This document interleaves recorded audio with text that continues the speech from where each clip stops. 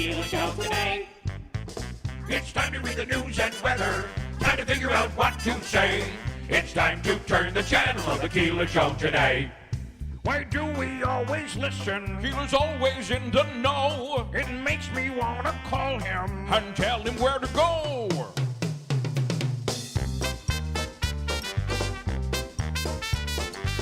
And now let's get things started. Andrew, let's get things started.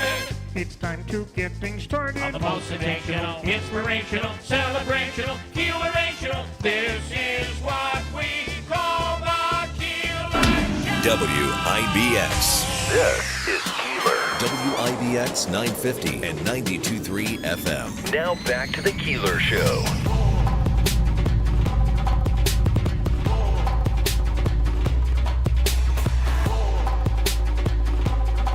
Well, Davey, last night, Michigan beating UConn in the NCAA National Championship. Final score 69-63. It was a close one, though, right?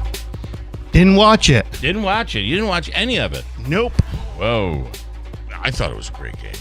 It was a really good game, and UConn almost came back to make it all happen. So UConn was down? I didn't watch either, but I know UConn that down, Jeff? the headline that I read is Michigan holds off UConn to win the national championship. They made a late run. Michigan extended into the second half around a double-digit lead. For Hurley, the coach of UConn, they were looking to win 3 championships in the last 4 years. They had won in 23 and 24. And it was like, what do they say? They say they ran into a buzzsaw. And that Michigan team was pretty nasty. There was a lot of good defense, actually, in the game. I think it's funny. Who's our guy? Why can't I think of his name? I want to say Scott. Scott, yes. Scott. The over-under for that game was 146 and a half. And with 3 minutes left in the first half, the score was 25-23. So that's 48 points. And that's obviously, you're looking at 2 very good offensive teams, but obviously a defensive struggle. Yeah. And you can make the case certainly that you had the 2 best teams in the league. You know, at least 2 of the top 4. I know it was I think a 1 versus a 2 matchup, but obviously UConn is a very good program, and it was a good game. Here is the final call from last night. Here's audio. And it's over! Hail to the champions! Hail to Michigan! For the first time in 37 years, the Wolverines win the national title. Well, there you go. Big finish, and I had UConn to win it all, and it just further decimated what horrible bracket I had. Well, there goes our pizza party. Yep, not going to get it, not going to happen, not going to get it. So just a quick thought here. I'm going to jump to a different sport, that being my favorite of them all, and that's baseball. You see a lot with the ABS system, and when there's a pitch that's a borderline pitch, and I feel bad for some of these umpires, you see all these headlines that, this umpire was exposed because he missed 6 calls, 8 calls, and you go and look at some of the calls, the missed balls and strikes, and again, it's the size of a baseball brushing by the plate by that much, and I certainly would make the argument, well, that brushed the corner. Right. But it missed by less than 1/10 of an inch, so all of a sudden we have a bad umpire now. I'll look at if it's brushing the plate and it's that far off the plate where it's literally touching it, it's a strike. Here's what I'm getting to. If you watched the game last night, anytime UConn's got the ball, all the lighting in the stadium is lit up navy blue and red. And then Michigan gets the ball and the colors change to navy blue and yellow. Same thing when the guys are at the free throw line or when they score. And the last second the clock goes off, the whole stadium, all the colors, the LED lighting is all lit up in Michigan's colors. My point being, if they go to an ABS system where it's every pitch, you could literally see all the lighting in the stadium let's say green and red are the Light colors. Up on it, right? Green But is it's a for- strike, Yeah. so you would know instantaneously, Yeah. where we wouldn't have to. So I'm not trying to talk any umpire out of a job calling balls and strikes, but I think, you see all these things about this ump exposed. This is the worst. He's the worst since Angel Hernandez.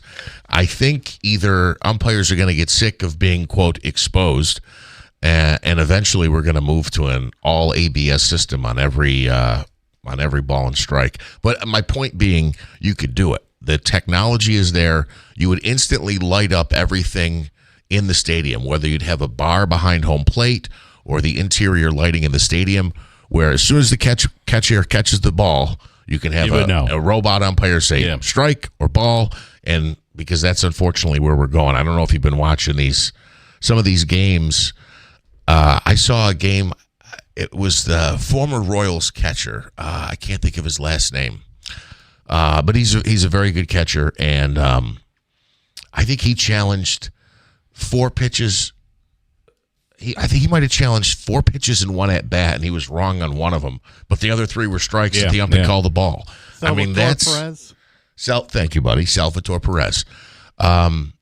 It was like he catches the ball, taps his helmet. Next pitch, catches the ball, taps his helmet. It's like we're going to do this every pitch. Yeah. And I think that's where we're trending in baseball. At least Is it's coming within 5 quickly. years, At we're going to least- see it every pitch. At least it comes quickly. The decision comes quickly. Yes, it isn't like we huddle up and then we have to go watch a replay. Today is Masters Week. Gets underway. The Masters will get underway this week. Love the Masters. After the National Championship. Today, post-Easter, I guess, today is no housework day.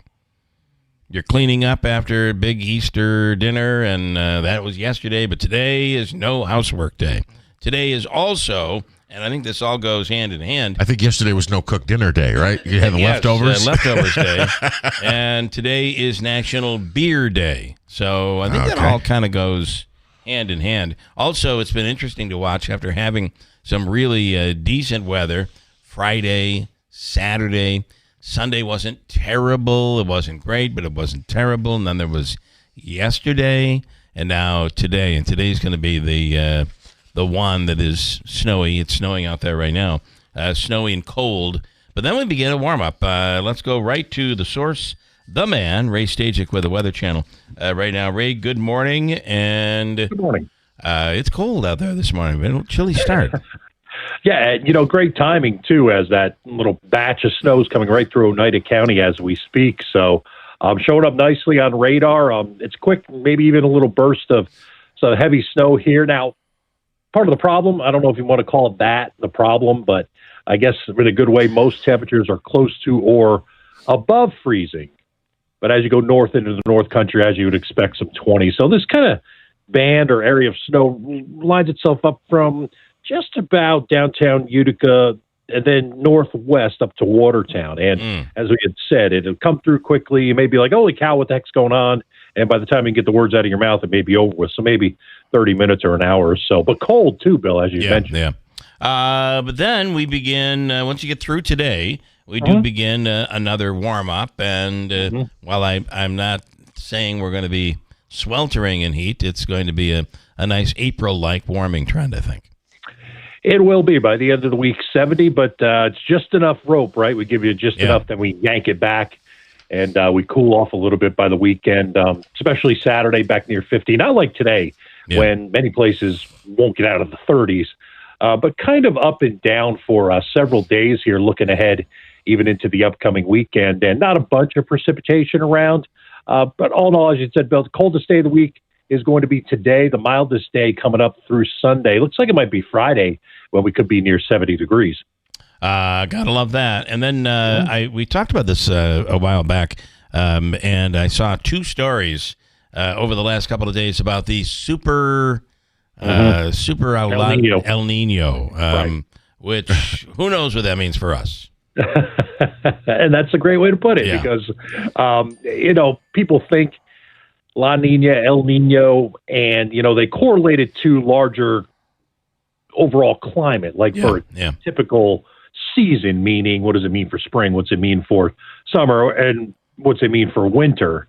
So those are the things that correlate those things too, and hurricane season most importantly. So the chatter we see right now is, okay, super El Nino, so this may be one of the strongest we've had on record, and how does that correlate to the upcoming Atlantic hurricane season? Well, in a typical El Nino year, statistics would tell you, or climate would show you, that below average hurricane season could be anticipated. And then you slap on top of that, what does a super El Nino mean? Doesn't mean it's going to be a lot below average. I'd say the jury certainly would be out on that. But I know we're not impacted much in this part of the world from tropical systems, but there's a lot of people that, they may travel south, or if they're traveling to the beaches over the summer. Remember, it's not really about the number of named storms. It's all about impact. Right.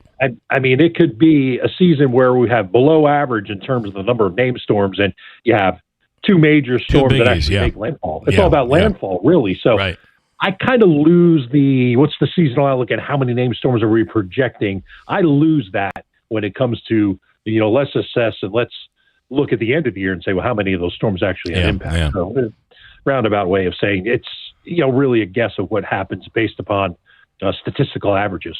And really, a lot of it, too, is that what kind of impact? I mean, you get one of those mega storms, and all you need is one of those, and that's what you're talking about. So that's – and then I did want to ask you, before we let you go, if you've been following along, because I see you as not just a weather guy but a science guy. And Artemis 2 has been something to watch.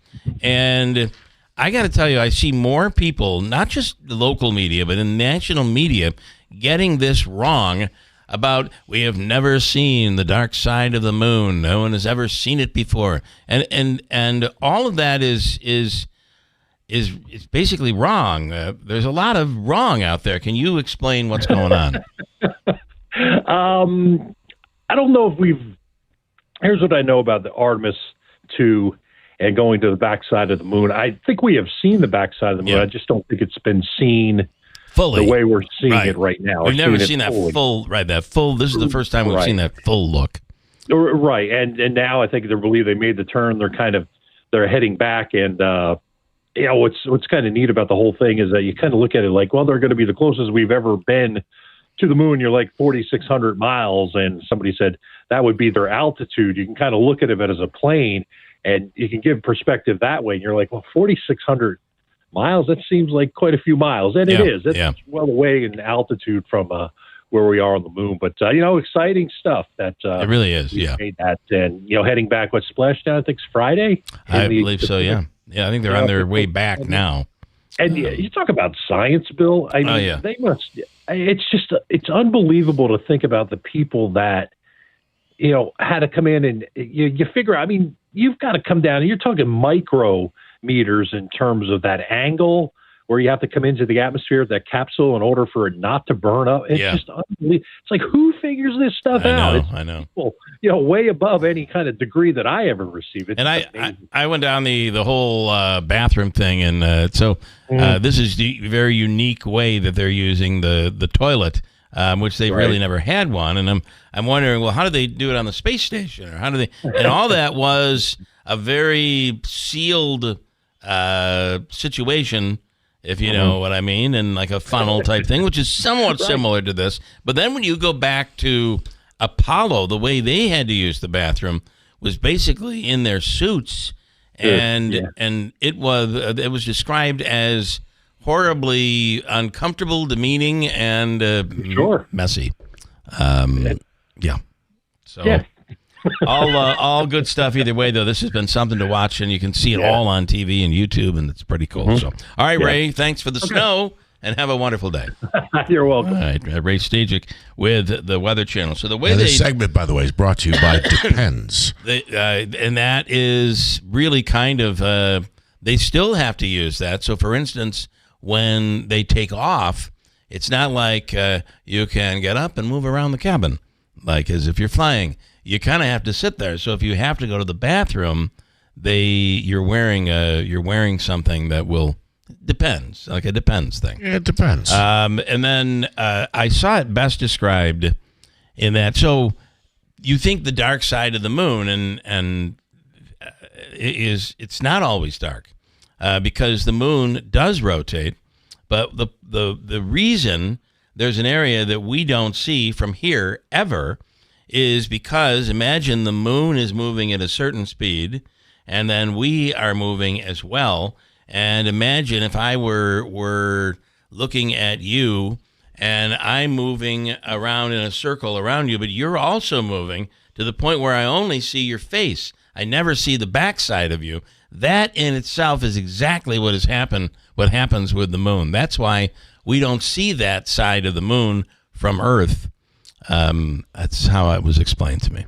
Oh, that's interesting. So I think that I like to be able to have some sort of a model to be able to put it in my head. But because we move simultaneously, we never, it just works out where we never get to see that little portion, that certain portion of the moon from Earth. Okay. And so I guess but the Apollo moon is went rotating around at the same rate as us? Kind of like the same rate, I guess. Okay. It's got to be, right? Otherwise, sooner or later, it would be like every 15 years. You're not going to believe it, but we get to see the backside of the moon. We don't. But I think Apollo saw it, Sputnik saw that area, but never like this, and never as far away as Artemis 2. They are further than any other human, and they say that's a record that will not last long. 252,000 miles from Earth, to be exact. And maybe what you were saying to Ray about we've been to the dark side of the moon, maybe this is the first time it was a manned mission that they saw? No, it's the first time we have seen it in its... Like when we, from here, you're looking at that entire side of the moon, like when the moon is full from Earth and you're looking at it, it's a straight-on view. Now, as it curves around, you're not going to see what's back there, and we don't really see most of that. But this is the first time a manned crew has seen a full, complete view of one side of the moon, and it being the backside. So it's tricky. It's kind of it's all very technical, but the reporters and even some nationally have got it. Comments like, "Boy, it must be really interesting because that part of the moon never gets sunlight." Well, that's not true.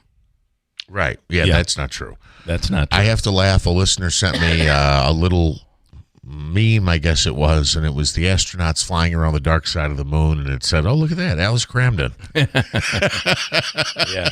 If anybody, you're a big Honeymooners fan. Yes, so. I think the listener knew I would appreciate that. One quickie, and then we'll break, and ask you does an update. A Tennessee school board. You know, school boards can be very, very difficult and stressful. People are upset over A, B, and C, and they go to the board meeting, and they complain.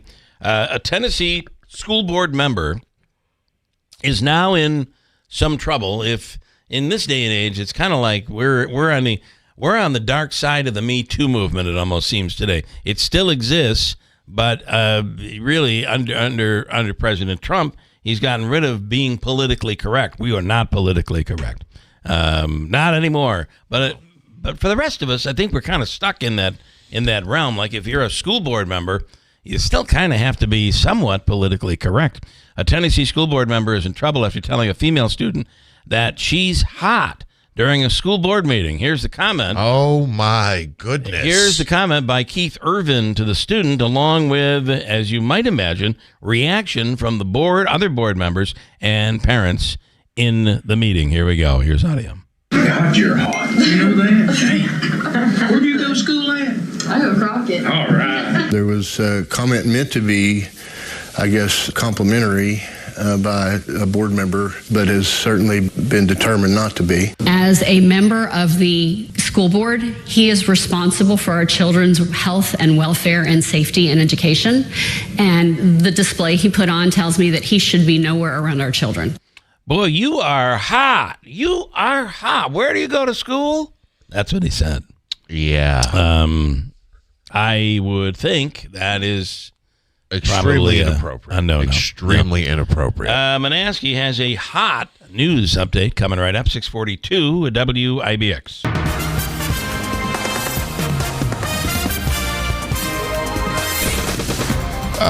Well, Bill, off of that, Michigan stayed hot. Right now, cloudy skies, 33 degrees. Michigan is your men's college basketball national champion.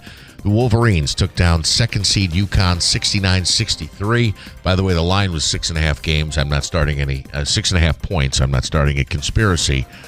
But the spread was 6 and the line was 6.5. So obviously everybody was biting their nails at the end. The Wolverines claimed their second ever title since winning it all in 1989.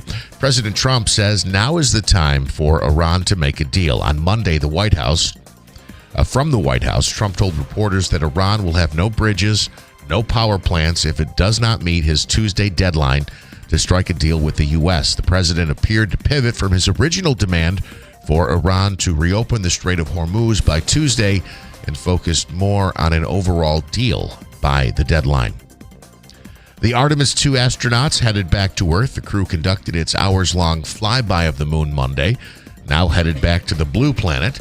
During the historic flyby, the astronauts broke Apollo 13's record for the farthest distance traveled by humans. By the end of its trip around the moon, the Orion spacecraft had reached a maximum distance of more than 252,000 miles from Earth.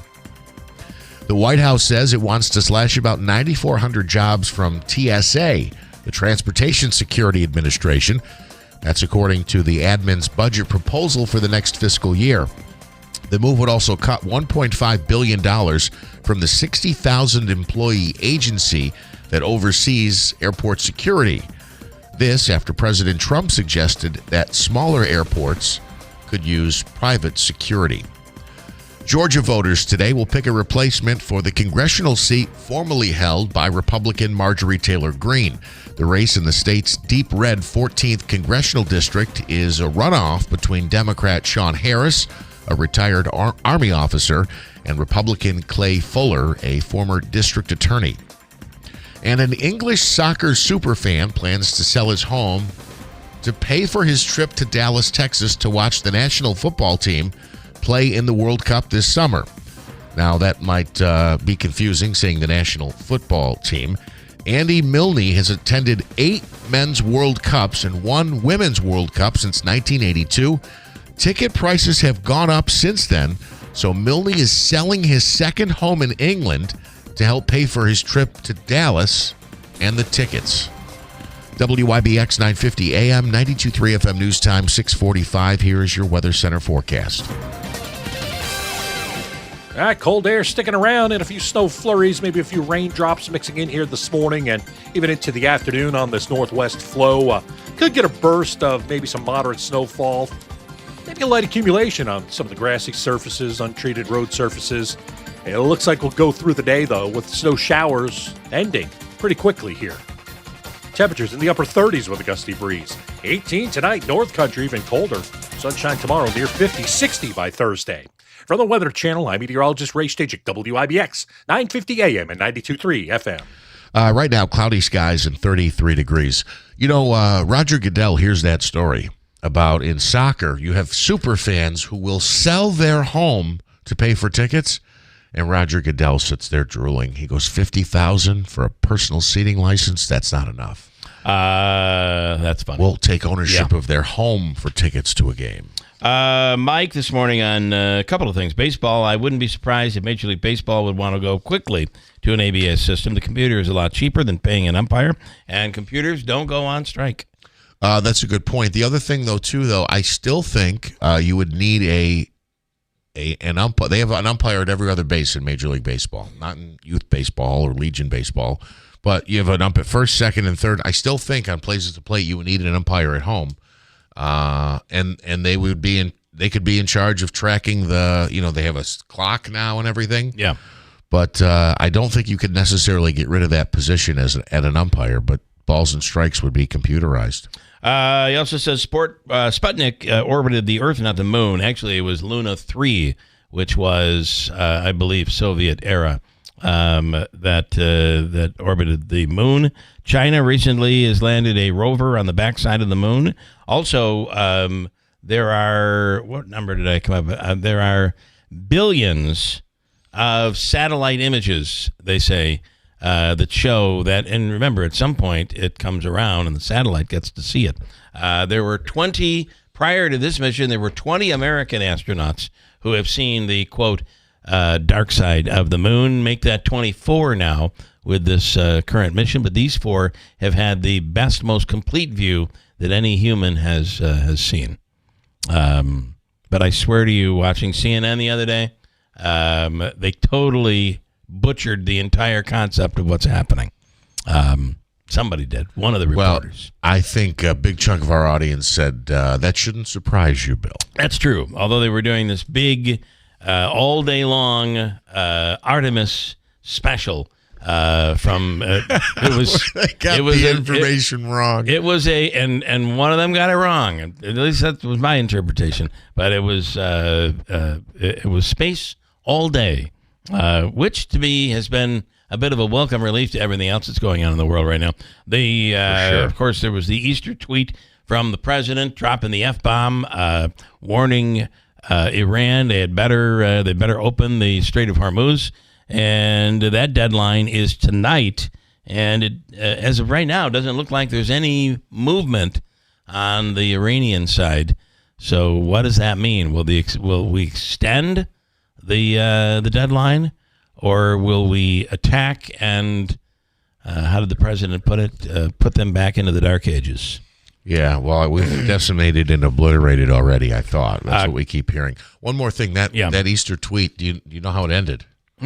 Praise be Allah. I did see that. It did. Well, yeah. Yeah. Well, you want to comment on that? I just think it was extremely horrific for a president of the United States to tweet something like that out. Well, it wasn't a tweet, right? It was a Truth Social. Well, same, which is difference. Messaging. But I just...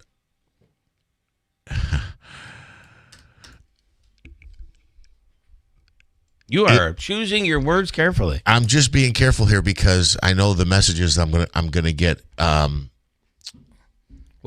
you can be a Trump supporter and still say, why doesn't he just keep his mouth or his fingers shut? Why would he say something like that? I just think you'd have a lot of Trump supporters who, if we did a trivia, who was the first president to tweet or message "Praise be Allah"? They would have been surprised to think that heading into this year. I think there was a little bit of sarcasm in that. Oh, absolutely. I don't think he sincerely meant it, but it's just interesting. And this belief that God is with us fighting Iran is also just ridiculous and un-American, I got to say. Quick break, and we'll come right back, 6:50 at WIBX. Hurt in a car? Call William Attar, 315-444-4444. Don't overpay for your next mattress. Mattress Express is upstate New York's largest specialty bedding retailer. Bring in any locally advertised price on a brand we carry. We will beat the price. Call 1-800-NEW-BEDS or go to mattressexpressny.com. Don't rely on a standard off-the-shelf security system. When it comes to protecting your home, there's a big difference between plug and play and a professionally designed system. At CML Security, security is personal. Their skilled technicians meet with you one-on-one, walk your property, and design a custom system built around your family's needs. From security cameras, intrusion systems, and smart home features, they can also add a level of fire protection to their intrusion systems. They install commercial-grade equipment and provide a warranty on systems that they install. Call CML Security at 315-866-5845 today to schedule your in-home consultation. That's 315-866-5845 or visit CMLsecurity.net. Based in Herkimer, they serve the central New York area. CML Security. Call 315-866-5845. Personalized protection your family can trust. You already love the water. Now imagine diving beneath it. If you've snorkeled, explored reefs, or always wanted to go deeper, it's time to get certified with Seize the Day Scuba. Imagine swimming alongside tropical fish and discovering a new world below the surface. With expert instructors, hands-on training, Seize the Day Scuba makes certification easier than you think. Call Seize the Day Scuba today at 315-794-7787 or go online to seizethedayscuba.net and start your scuba certification. Seize the Day Scuba. Adventure is waiting for you below the surface. Tallman's Tire and Auto Service. Family owned and operated since 1980, Tallman's is proud to provide trusted, professional auto care to our community. From brake repairs and New York State inspections to check engine light diagnostic to four-wheel alignments, Tallman's Tire and Auto Service accept all aftermarket warranties, and they specialize in fleet vehicles, accepting all fleet maintenance programs. When your vehicle needs attention, you can count on them to get you back on the road quickly and safely. Save time and money. Schedule your appointment today at tallmanstire.com. Our locally owned and operated small businesses are the heartbeat of our community. The WIBX Industry Aces stand out as leaders in their fields, like Scharf Plumbing and Drain. The Scharf family has been providing plumbing and drain services to the Mohawk Valley for over a century, offering many services, including sewer repair, repiping, water heater repair, and replacement, and more. They're more than plumbers. They're a family dedicated to getting the job done. Support one of these fantastic industry aces today. At Excellus Blue Cross Blue Shield, we are dedicated to helping you understand your benefits and how to use them. It's one of the reasons why, for the third straight year, we have been named #1 in customer satisfaction among Medicare Advantage plans in New York and #1 for ease of doing business by J.D. Power. We were named most trusted, too. We remain committed to giving you high-quality coverage and the best possible Medicare experience. Learn more at medicare.excellusbcbs.com. For J.D. Power 2025 award information, visit jdpower.com/awards. I have to say that pain can be a real inhibitor. It can affect you emotionally. It can, of course, affect you physically. Your knees, your hips, your back, all could be coming from your feet, believe it or not, the way you walk. And there's a way to figure all this out. Enter the Good Feet Store. The Good Feet Store is now in New Hartford, and I use these inserts and put them in my own shoes. You have 3 inserts, but you're always basically exercising and correcting, I think is a good way to put it, correcting your step. So it ultimately, the goal is to take your pain away, and it works. It's worked for so many people. Strengtheners, maintainers, and relaxers. You can walk right into the office without an appointment, and they'll do a free, no obligation, personalized, free fitting and test walk. And again, you don't need an appointment. Everything is made in the USA, and it's made to make the pain go away. It's the Good Feet Store, located at 4630 Commercial Drive in New Hartford. If you need directions or a quick question, 315-999-3910. WIBX. This is Keeler. WIBX 950 and 92.3 FM. Now back to the Keeler Show. All right, you want some news that's in the news. Some news that is in the news. Of course, there is a corrections officer at Mohawk Correctional Facility who is now in, I don't know if it's critical or serious condition this morning, but an unknown substance is what we know. It was placed on, it was put on a piece of paper, and now a woman has been arrested. It looks like it was purposely the corrections officer was purposely exposed to whatever substance this was. I think arrested is an overstatement. I think she's charged with a misdemeanor. I think that means you get an appearance ticket. Yeah. Another story in the news. Former chairman... See, Senator Griffiths sent out a lengthy statement on it. He's actually calling for the lockdown of... not a lockdown, but I should say the shutdown of all visiting until they figure out a better way to do this and stop exposing people to these substances. Yeah, I mean, it's just terrible. Former chairman of the Herkimer County Legislature has now been arrested again. I did see this. In this case, it's driving while intoxicated. New York State Police reported there was an incident at the thruway rest area near Fonda, going out towards Albany in the town of Florida. And Bob Hullum was arrested at the service area after what police are calling an incident. Last year, he resigned as chairman. Before his arrest, actually ran for re-election and did not win. Hullum has been arrested, I believe we're up to 3 times now. Yeah, I believe actually previously 3. This may be the 4th. I believe so. There was the incident where there was some sort of a illegal substance in the vehicle, along with there was a gun at one point. There was, and I know that on Facebook he's been very critical of the media for reporting this. And I just have to say, whether it's us or it's KTV or Sentinel, whoever's reporting on these things, we're given. When we report on an arrest, right, you are innocent until proven guilty. Mm-hmm. You are charged with a crime, whether that be DWI or an incident or cocaine or whatever it might be.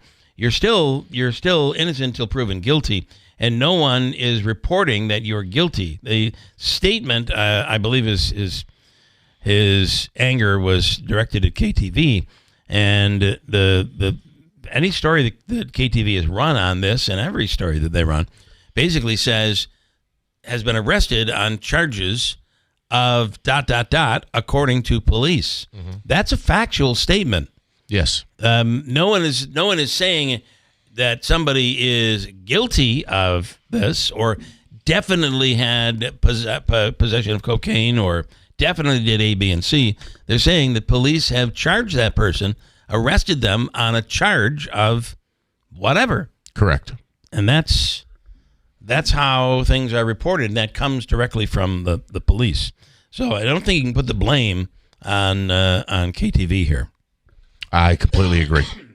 We'll talk to Dr. Hall. There's a new story out on RSV, which is what I had caught 2 weeks ago, and I want to get into it because if there's a vaccination that you want to get, this might be one of them because you do not want this. It doesn't go away. We'll talk about it coming up next hour. Stand by. WIBX Utica Road, W295 Utica. From the WB Tate Insurance Studios, your news talk leader since 1925. WIBX 950 and 92.3 FM. Now the latest from Fox News. Iran has 13 hours left to make a deal. I'm Dave Anthony, Fox News. And after that, they're going to have no bridges. They're going to have no power plants. President Trump threatening to blow all of them up unless Iran allows the free flow of oil and other shipping again in the Strait of Hormuz. The negotiations continue on that and a lot more as Pakistan and others broker ceasefire talks. We're talking about the dismantlement of Iran's nuclear facilities, zero nuclear enrichment of uranium, missile constraints, the Strait of Hormuz being free and open, and ending Iran's proxy support to groups like Hezbollah and the Houthis. Now, the Iranians are calling for guarantees of no further attacks, full sanctions relief, war compensation, and a new payment system for the Strait of Hormuz, along with the removal of regional U.S. bases. Fox's Trey Yingst in Tel Aviv. And as it is taking place, the Iranians are still launching ballistic missiles and cruise missiles toward Israel and Gulf countries. And ahead of tonight's Trump deadline, Iran state media is calling on all young people, athletes and artists, professors and students to form a human chain around the power plants the president's threatening to blow up. President Trump called the Artemis II crew, congratulating the astronauts for their fly around the far side of the moon. And breaking the all-time record for the farthest distance from planet Earth. The president telling the crew they're paving the way for future missions. We'll plant our flag once again, and this time we won't just leave footprints. We'll establish a permanent presence on the moon, and we'll push on to Mars. During the lunar flyby, the crew lost contact for about 40 minutes as expected. They'll return Friday, splashing down off the coast of San Diego. Hail to the victors.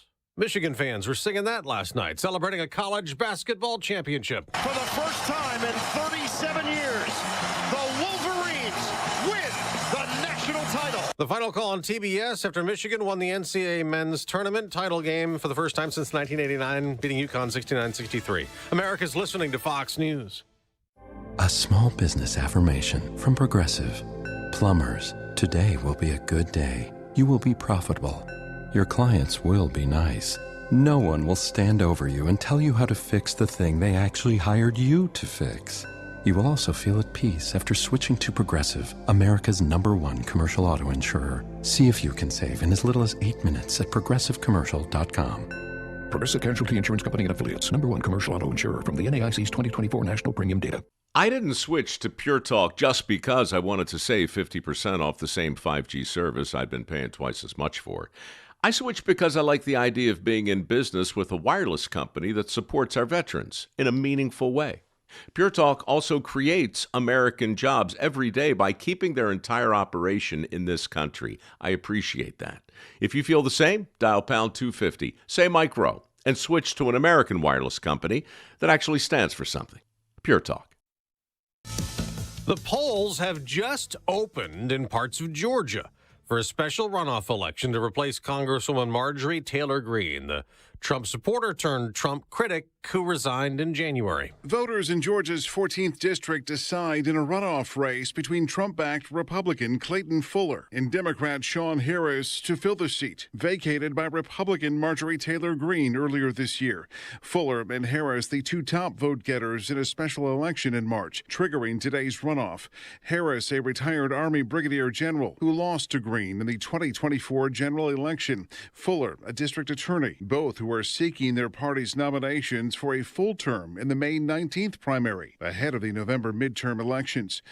Jeff Manasso, Fox News. Days before an election in Hungary, Vice President Vance has gone there to the capital to support Prime Minister Viktor Orban, who's facing a strong challenge that could end his 16 years leading Hungary. President Trump's been a strong Orban supporter since the Prime Minister supported him ahead of the 2016 election. There's an update to President Trump's agenda to change transgender policies. The U.S. Department of Education's Office for Civil Rights said 5 school districts in California, Delaware, Washington State, and Pennsylvania, along with a California college, can no longer have specific civil rights protection agreements for transgender students federally monitored. The Obama and Biden administrations under Title IX interpreted that sex discrimination in education, including against gay and transgender students, would not be allowed. The Trump Education Department labeled those policies unnecessary and unlawful burdens as a result of prior administration's pursuit of a radical transgender agenda. Gernal Scott, Fox News. On Wall Street, stock futures are now down the morning after the gains that started the week. The Dow rose over 160 points. I'm Dave Anthony. This is Fox News.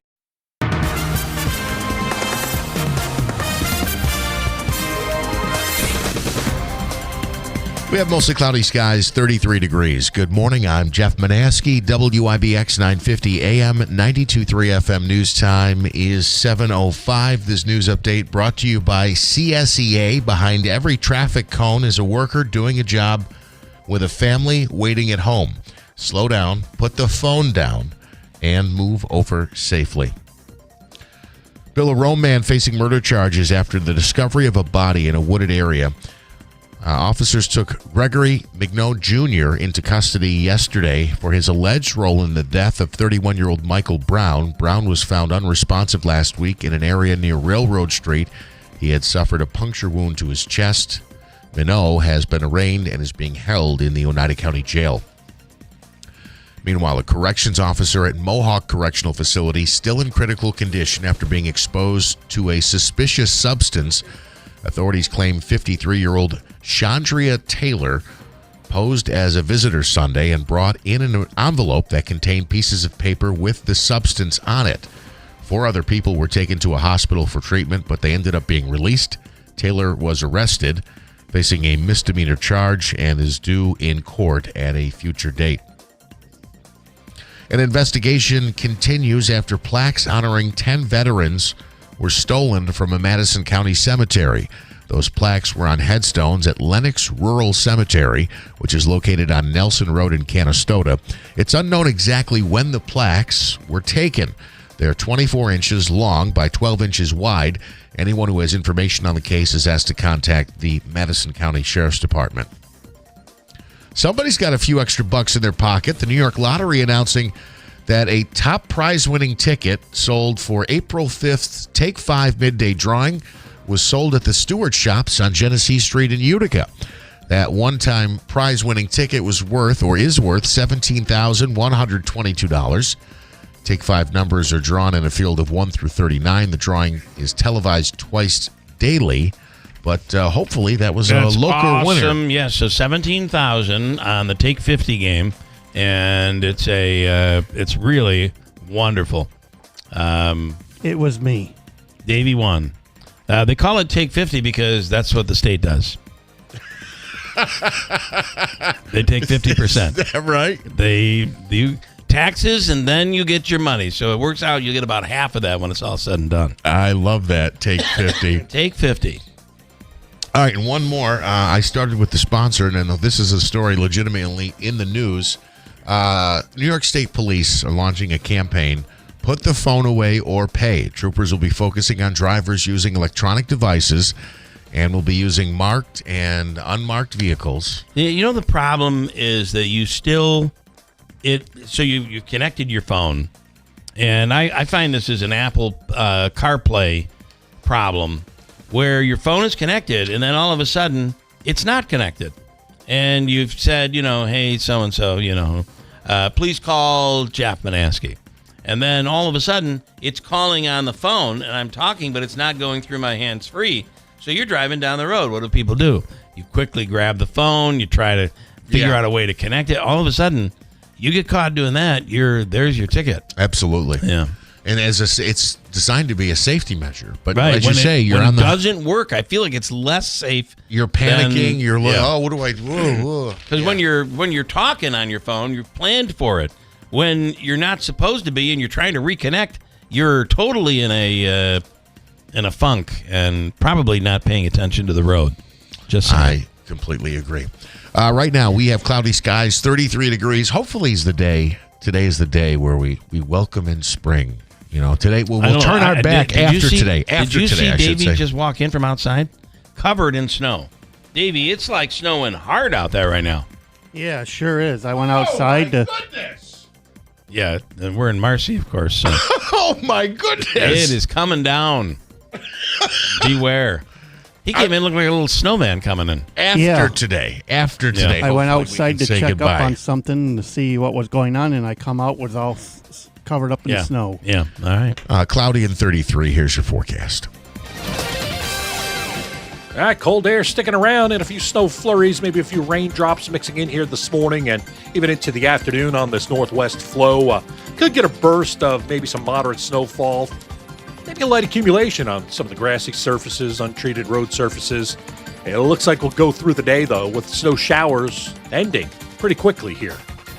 Temperatures in the upper 30s with a gusty breeze. 18 tonight, North Country, even colder. Sunshine tomorrow, near 50, 60 by Thursday. From the Weather Channel, I'm meteorologist Ray Stachik, WIBX, 950 AM and 92.3 FM. It is coming down out there, snowing and 33 at 7:10.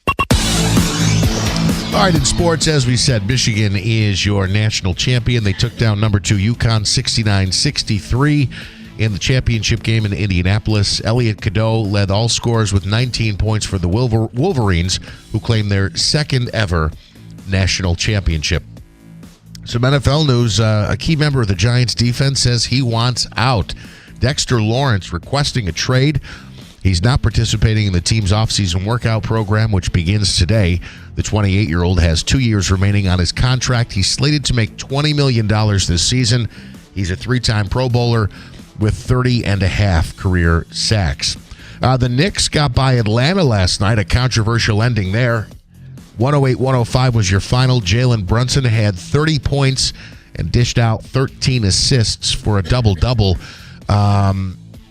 The Hawks hit a buzzer beater, which I thought got off before the buzzer to tie the game, but it was blown off, and the Knicks get the win, 108-105. The Nets will host the Bucks coming up tonight.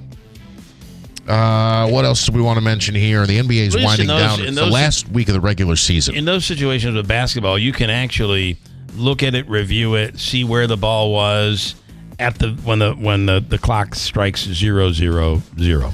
I believe what happened is the timer on the broadcast might not have been in sync with the red official timer that's on top of the baskets, because it looked to me like there was 0.2 seconds left on the clock when he threw it. Here's the problem with that. But the red lights were on. Here's the problem: is you have to assume then if it's like 0.3 seconds.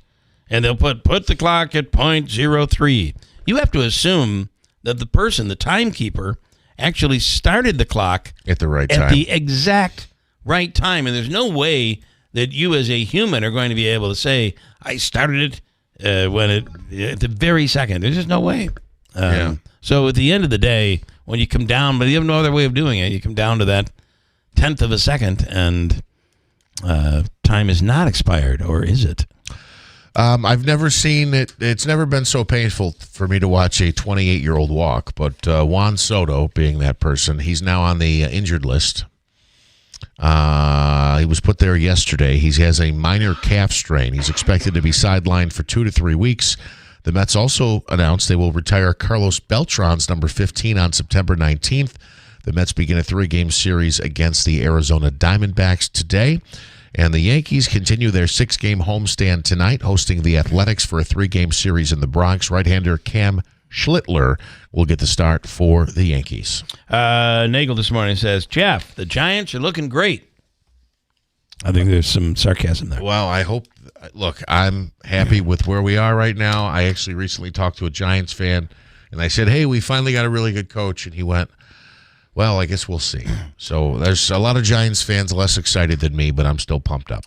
Mike, I got to believe that it's a bit difficult for Trump supporters who are Catholic right now, because when Pope Leo, and he has more than once come out and made statements against U.S. policy and the war in Iran and against President Trump or Hegseth, when the Pope basically says Trump, by saying God does not listen to prayers about winning a war.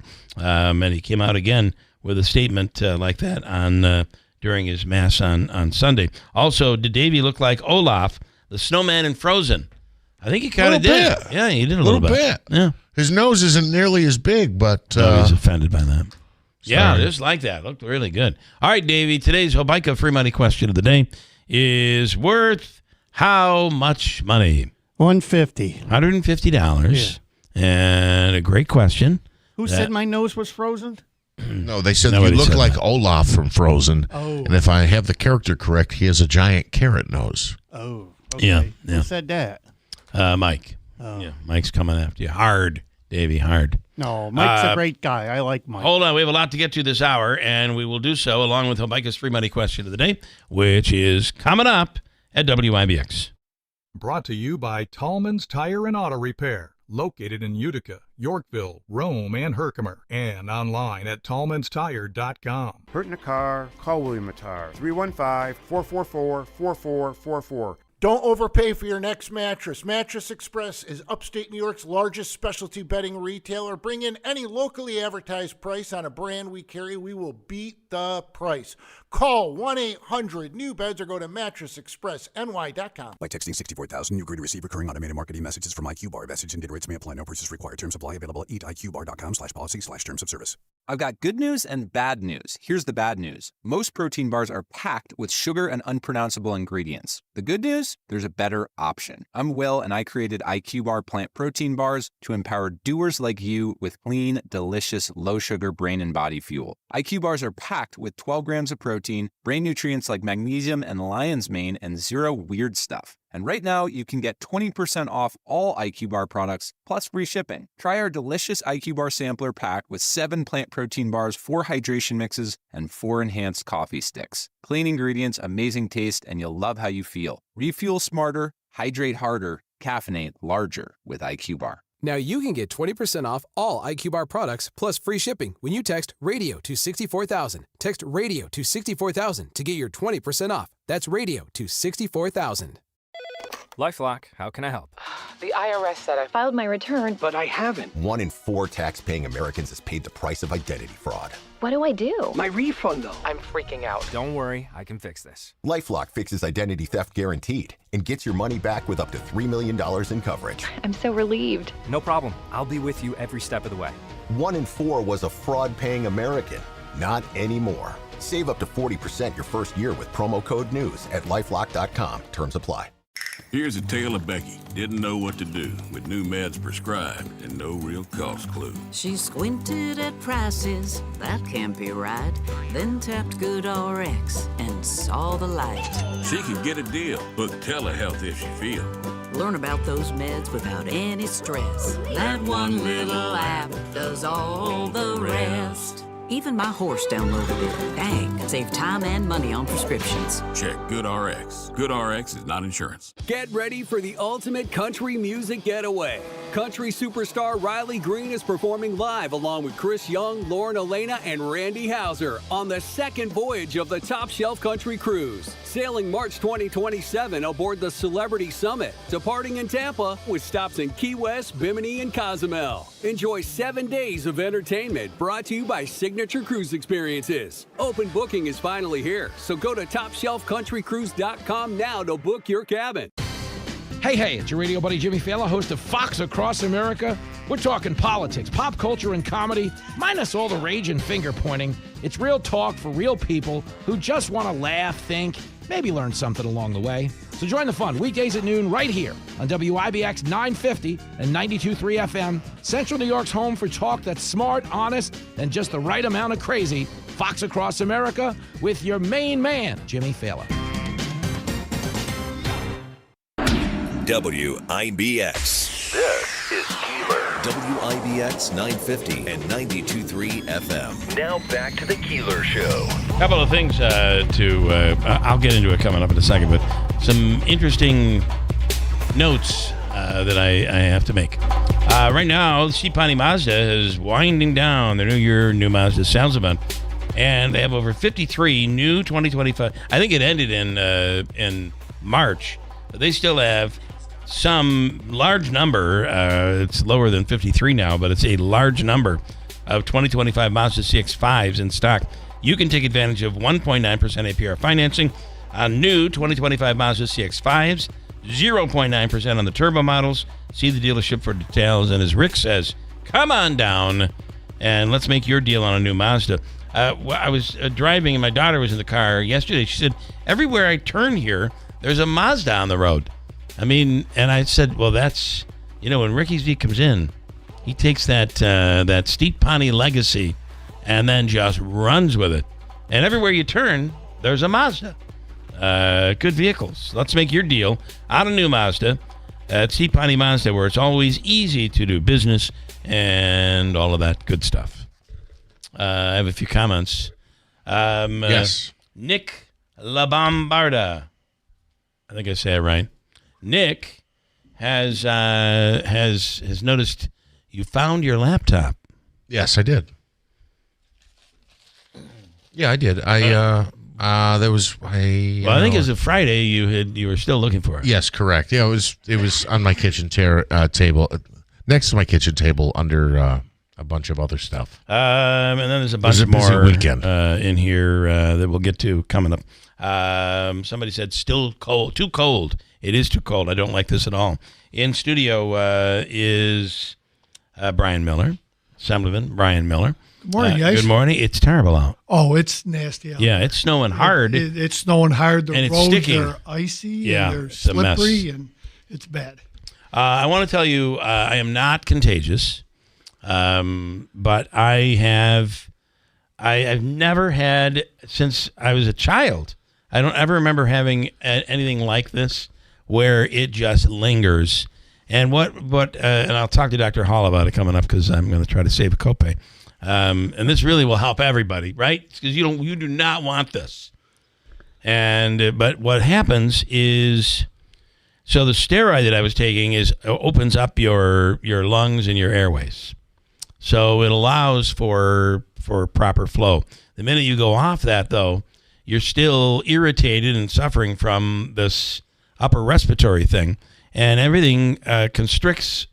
And when that constricts, it produces your body produces basically phlegm, which is you're constantly coughing up from your lungs, and that is what I've been dealing with. And sometimes it gets so bad at night you just can't breathe. And Monday night was Sunday night was really bad. Yesterday was good, but I'm dealing with it today. So don't get nervous. Oh, I'm not nervous. Don't get nervous. But I do think that RSV vaccine is one that I will take. Yeah, I have to ask Dr. Hall about that. Is that something you get every year, or is that a one and done? I don't know. One of my staff members had that. RSV? It doesn't go away. And she had it forever. Yeah, it just lingered and lingered and lingered. Yeah. And I'm trying to think, do you take Mucinex for it? And They say, well, you can take Mucinex, but that's probably not going to help. You're just going to produce more as long as everything is restricted. And the good news is, though, it usually goes away sometimes up to 6 to 8 weeks. What? I can't live with this for that long. Boy. It's ridiculous. Nonetheless, it is what it is. And this, can you imagine when babies, this is why this is such a life-threatening virus for babies, is because they can't manage the congestion, and it becomes a real life and death situation for babies. Brian Miller is in. I made a statement, and Jeff just threw it back in my face, off air. You did. You threw it right back at me. And even preceded the statement with, I was right. You must have loved that one. I was right. I got to tell you, there's no budget. And I had said 2 weeks ago, let me tell you, the budget will be on time because Kathy Hochul is in potentially a real race. Who knows? I mean, she's still way ahead. But there will be a budget. And I thought there would have been a budget on time, too. Yeah. But last year we didn't pass a budget, I believe, to around the 7th of May. This is the which is today. This is the May, you said. May. But this is the crazy thing. They have a majority. Absolutely. And but let's look at Kathy Hochul's record here. Yeah. Since she's been governor, it's been a late budget every time. And there's like no sense of urgency. Yeah, I do think that it shows that there is a problem where you have your Democrats who are upstate who you work with from time to time. Oh yeah, we have the majority. The majority of the majority. Is Westchester and Lower. There's 100. And you can work with those people. But you can work upstate people, but the people down there, it's a whole different agenda for them. It's absolutely crazy. It's everything from school funding to the CLCPA, the climate leadership. And oftentimes the school funding is why do we have to send all this money up to you guys? We want our share, even though these are districts that don't need the money. Oh, they definitely get their share. There's no parity between schools, roads, you name it. It's that fight. But we will be back in Albany. I'll be back in Albany by 10 this morning, and the minority will be briefed on the extender bill for today. I don't know how long it's going to be. The last few years, the governor. It's up to the governor on how long this budget extender is going to be. So, the last few years, it was a Tuesday, Thursday agenda. I don't know what's going to happen today. But, there's a lot of things going on down there from school funding to roads. Yeah, I was wondering, do they tell you, because, again, it's so Democrat-controlled, they don't even need any Republican votes. Do they tell you what their sticking point is? I don't think they tell themselves what their sticking point is. It's that crazy. All it is it's rumors now. But I've been there long enough. We know what the sticking points are, and it's the electric buses and things like that. So let's see. The governor's got an agenda to try to reduce car insurance, and I don't know where that's going or how that's even being negotiated. So. It's 3 people in a room. Here we go. It's going to be, I think we lost the bet. It wasn't going to be done on the first. It's going to be a while. So, Jeff, but it's hard for me to say this, but it could be. Jeff was right. It could be negotiated this afternoon. We could be called. Yeah. We might not leave. Who knows? I find it very interesting. The governor's office wants to step up, and because everything when it comes to electric buses for school districts is much more expensive now. And the governor is stepping up by offering, $1.8 million or she's gonna, there's millions. Tenants in there. The problem is that this is going to cost school districts around the state, not millions, but billions of dollars. Absolutely. So there's just no way districts can get it done. They just don't understand. Yeah. And, a lot of the majority members are, their feet are in their heels are in the sand, and they're not given on this. Right. So where are we on the? It seems like the other one that's kind of gone away but hasn't is the mandate on gas furnaces against gas furnaces and gas stoves and all of that. It's been pushed out. Yeah. for a year. Yeah. That's all it's going to be. And, this is just an election ploy. Look what we've done for you. And, Right. As soon as the election's over, hopefully we'll have a new governor and things will be different. But if they are, hang on. We're going to go for another ride on this. Yeah. Boy, that's wishful thinking. So I see here, this is a Spectrum story, and this is a couple of days old here. But I'd like your reaction to this proposal. It's one of the sticking points in the budget is that they want to raise taxes on the, quote, the rich. And here's a quote from Minority Leader Ed Ra. When you start to talk about New York City and you add in the local corporate tax, local personal income tax, it would be a disaster for New York City to raise those taxes and drive more businesses out. We already have the worst business climate in the country. And I'm wondering if part of the sticking point is that Kathy Hochul won't bend on this. We already saw after she told Republicans and conservatives and the rich to go move down to Florida and now a couple weeks ago. Invited them all back. You guys want to come back up here and spend some tax money? Talk about an ill-advised comment. Of course she was going to get pounded for making that statement. Why would she even have said that? It was popular for the day. And what incentive was there to bring all of these people back? There really was no incentive. If the tax structures changed, we're going to, we've already got a mass out migration here in New York State. It's just going to accelerate what's going on.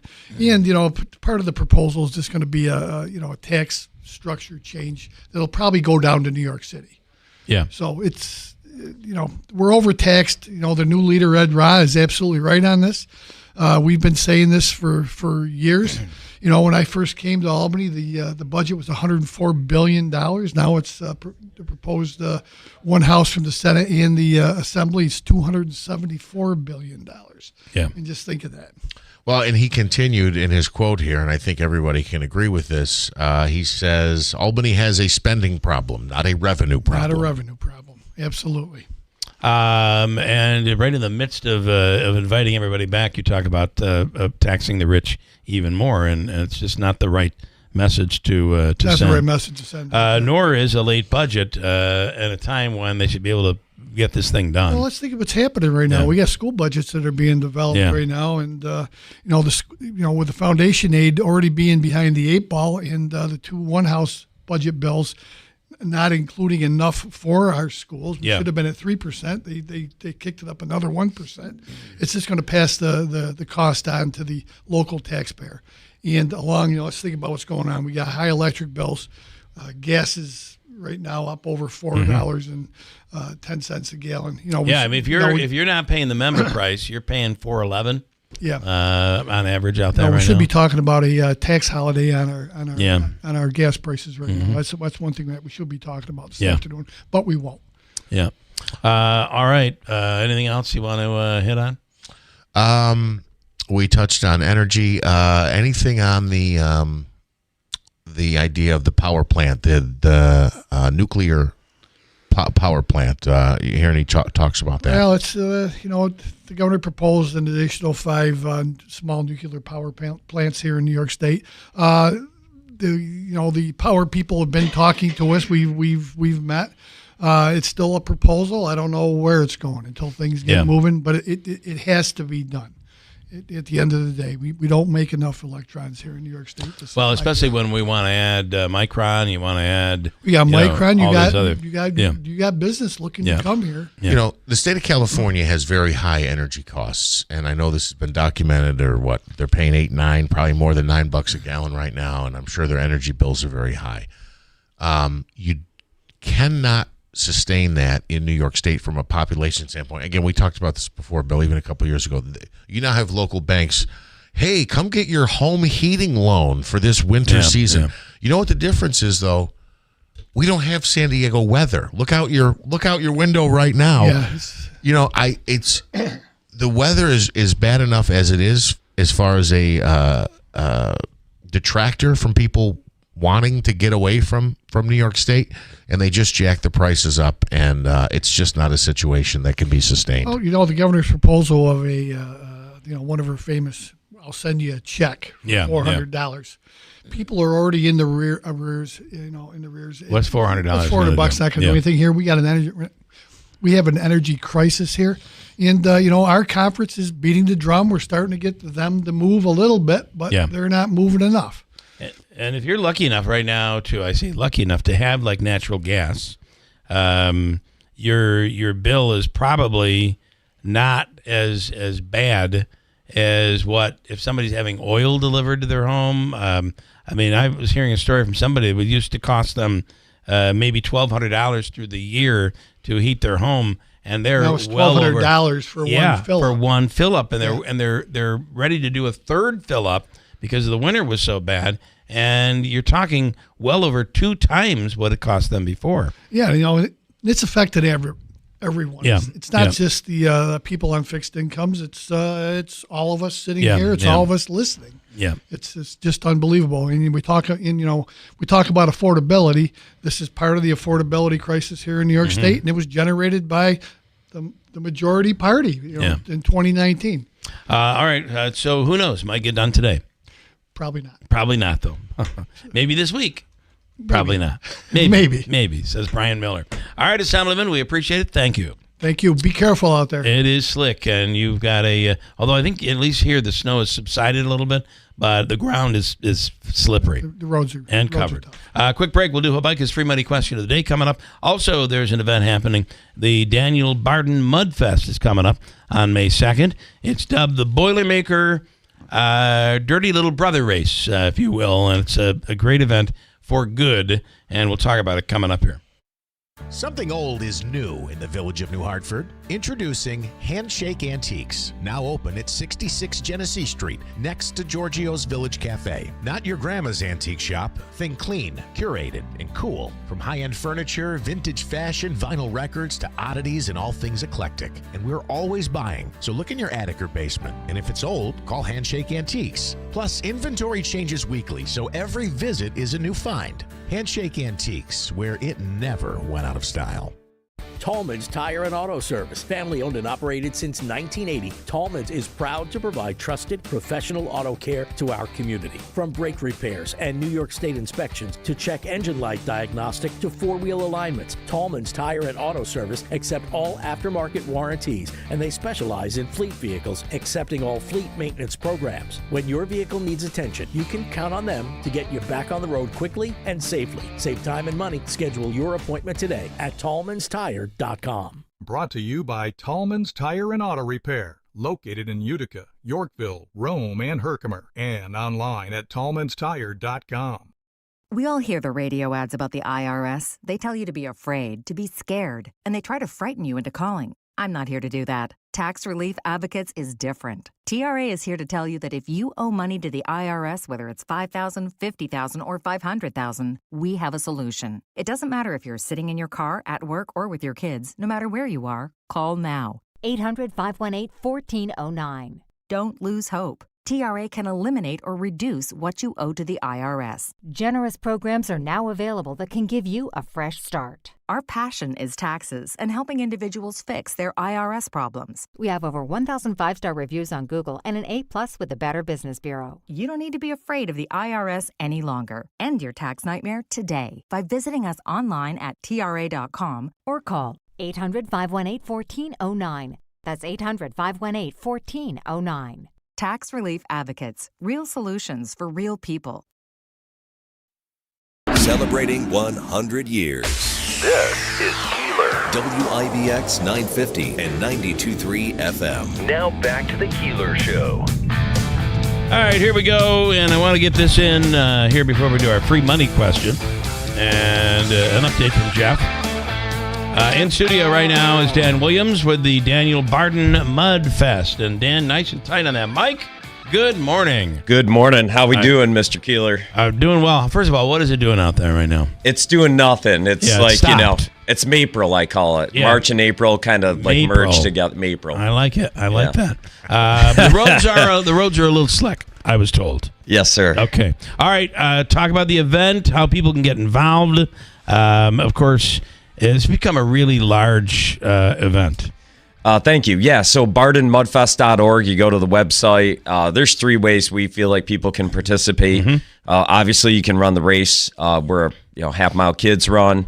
with obstacles. We've got a 5K with 25 obstacles, and then we've got the 5 mile with 35 obstacles. We've actually added a new finish line obstacle called the Great One, which is the last obstacle in military training.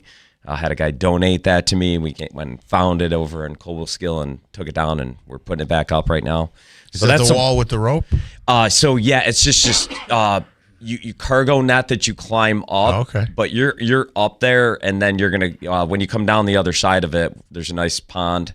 We learned last year that we need to do a little pre-wash cycle on our participants. They were caked in mud. We have a hot water station when they finish, and my buddy Jimmy was like, dude, it was biblical. I could see the line. People they were just, I mean, listen, we weren't getting super false advertising last year. It was a mud run for real.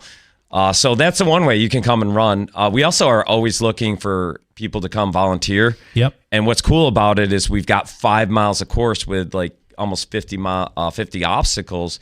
So people can kind of choose their adventure, whether they want to be like right down on the grounds where we have our humongous party, or they could be somewhere up on the course where you could be in Shawshank or Irish Ninja Warrior, or up on the walls where that's so cool. They got like 700 Jello shots up there every year. People are just that's very important. Would you it very much like the Boilermaker? Yeah, the volunteers are so important. Oh, huge. I mean, it doesn't happen without it. And I got to give a huge shout out to my wife, Melissa Williams. She's actually like the one who keeps all the other stuff going, which is like the important stuff, insurance and all the registration, the back office. But yeah, we've got 150 to 200 volunteers. Every year we have the Hamlet College hockey team has volunteered since year one. Wow, this is a special year for them. It is insane. I went to the game at the Odd, and I've gotten to know these kids exceptionally. What a great year, and what a great win that was. It's amazing. Yeah, I mean, amazing game, and they're at the Mud Run every year. So they decide where the kids go. Yeah. Every year we put the freshmen at the warp wall. We've got the largest warp wall that. I want to say this side of the Mississippi. Yeah, wow. And it's like you ever see the salmon going upriver? Yep. Oh man, it's just awesome. That most people don't get up it. Just the early athletes. Joe Rocco from Whitesboro. Okay, yeah. Who's won the race 3 times on our 5 mile. He's a guy that'll get up it. Yeah. But these kids end up pulling these bodies up there. It's at the end of the race. Getting everybody over. They're shot. Yeah. So, yeah, it's going to be great. And then we've actually got Hamilton College football, lacrosse this year, and we've got a lot of Colgate students that are coming over to run too. Before we let you go, it's very important where the money goes, and it's in the name of Daniel Barden. Explain. Yeah, so Daniel Barden was my niece's best friend, next-door neighbor, and was in the Sandy Hook tragedy. I went to the funeral and was just absolutely inspired to put this on. I tell people I had an epiphany. I could see the whole thing. Called Jack Bushman at MKJ Farms in Deansboro and was like, hey, dude, let's put a mud run on. Here we go. Yeah. So here we are, year 12. We split the proceeds. We've actually partnered with the Keys program out of Oneida, and they help kids with cancer through music. And they have an amazing program. They're going to be on site. We're a music festival, really, that happens to have a mud run. Yeah. My boy, Anthony Donaldson, Z, if you're listening, shout out to him. He's a good man. Does our music every year. We've got quality music on the main stage, music across the course. So 50% of the proceeds go to the Keys program, and then 50% is going to the Sandy Hook Promise, which is really just let's have a better culture in our schools. Yeah. Let's have our kids go to school and not be bullied. If somebody's struggling, let's have them.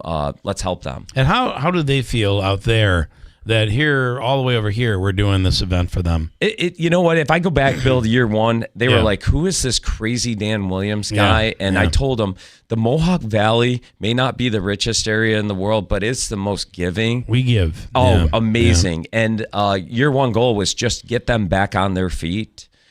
Which we did. And then Mark Barden actually called me. Mark's played with Sheryl Crow, Peter Frampton, all the greatest musicians across this country. And he said, could we do Mudfest helped us the most get back on our feet. And can we do it again? I said, wow. Don't threaten me with a good time. Yeah, We're doing that's this. right. We're doing Year it. 12, huh? Year 12. Wow. Yeah. All right. How do people get involved? What do they have to do? Real easy. Go to bardenmudfest.org. Let's put the website up there for sure for you guys to see it. And there's click the button. You can register to run. We've actually got the most registered right now. We're going to cap the race, so you're going to want to get in. Okay.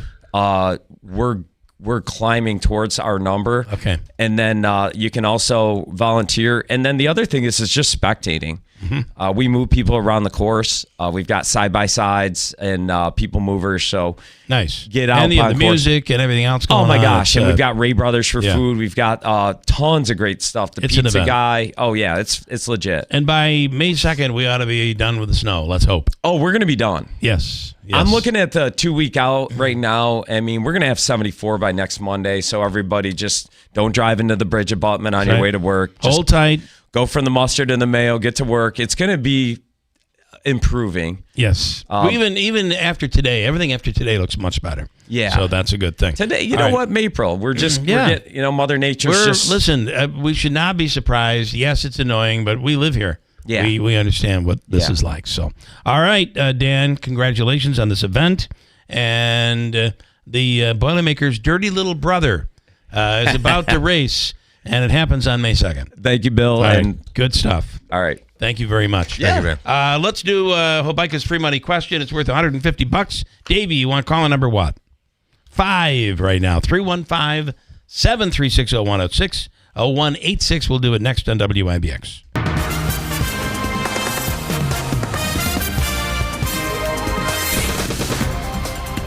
We have cloudy skies, 33 degrees. Good morning. I'm Jeff Manaski, WIBX 950 AM, 92.3 FM News Time, 7:44. President Trump says the Artemis II astronauts are modern-day pioneers. In a Monday night call to the Orion spacecraft after its lunar flyby, the president told them they made history and made all of America really proud. Iran wants young people to form a human shield around power plants after President Trump has threatened to destroy the nation's energy system. Trump giving the Islamic Republic until Tuesday night to make a deal to reopen the oil-critical Strait of Hormuz or else face devastation. The head of Iran's Supreme Council of Youth and Adolescents said on state television that human chains will be the sign of the youth's commitment to protecting the country's infrastructure. Vice President J.D. Vance is in Hungary today to boost support for Prime Minister Viktor Orban. His visit will include bilateral meetings with Orban as well as remarks at the capital city of Budapest. The trip also comes just days ahead of Hungary's April 12th election, and Orban has already received an endorsement from President Trump. And some Southern California residents are shocked by the price of tickets to the LA Summer Olympics.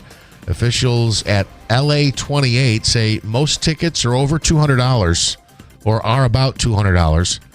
They start as low as $28. However, many of these cheap seats are snatched up quickly when ticket windows open up and then resold at exponentially higher prices.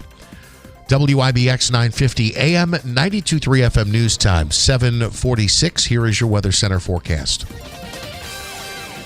All right, cold air sticking around and a few snow flurries, maybe a few raindrops mixing in here this morning and even into the afternoon on this northwest flow. Could get a burst of maybe some moderate snowfall, maybe a light accumulation on some of the grassy surfaces, untreated road surfaces. It looks like we'll go through the day, though, with snow showers ending pretty quickly here. Temperatures in the upper 30s with a gusty breeze. 18 tonight, North Country, even colder. Sunshine tomorrow, near 50, 60 by Thursday. From the Weather Channel, I'm meteorologist Ray Stachik, WIBX, 950 AM and 92.3 FM. Cloudy, some snow on the ground, and 33 degrees. All right, David, do you want to just do the question here and keep things rolling? Because we certainly can do that if you like.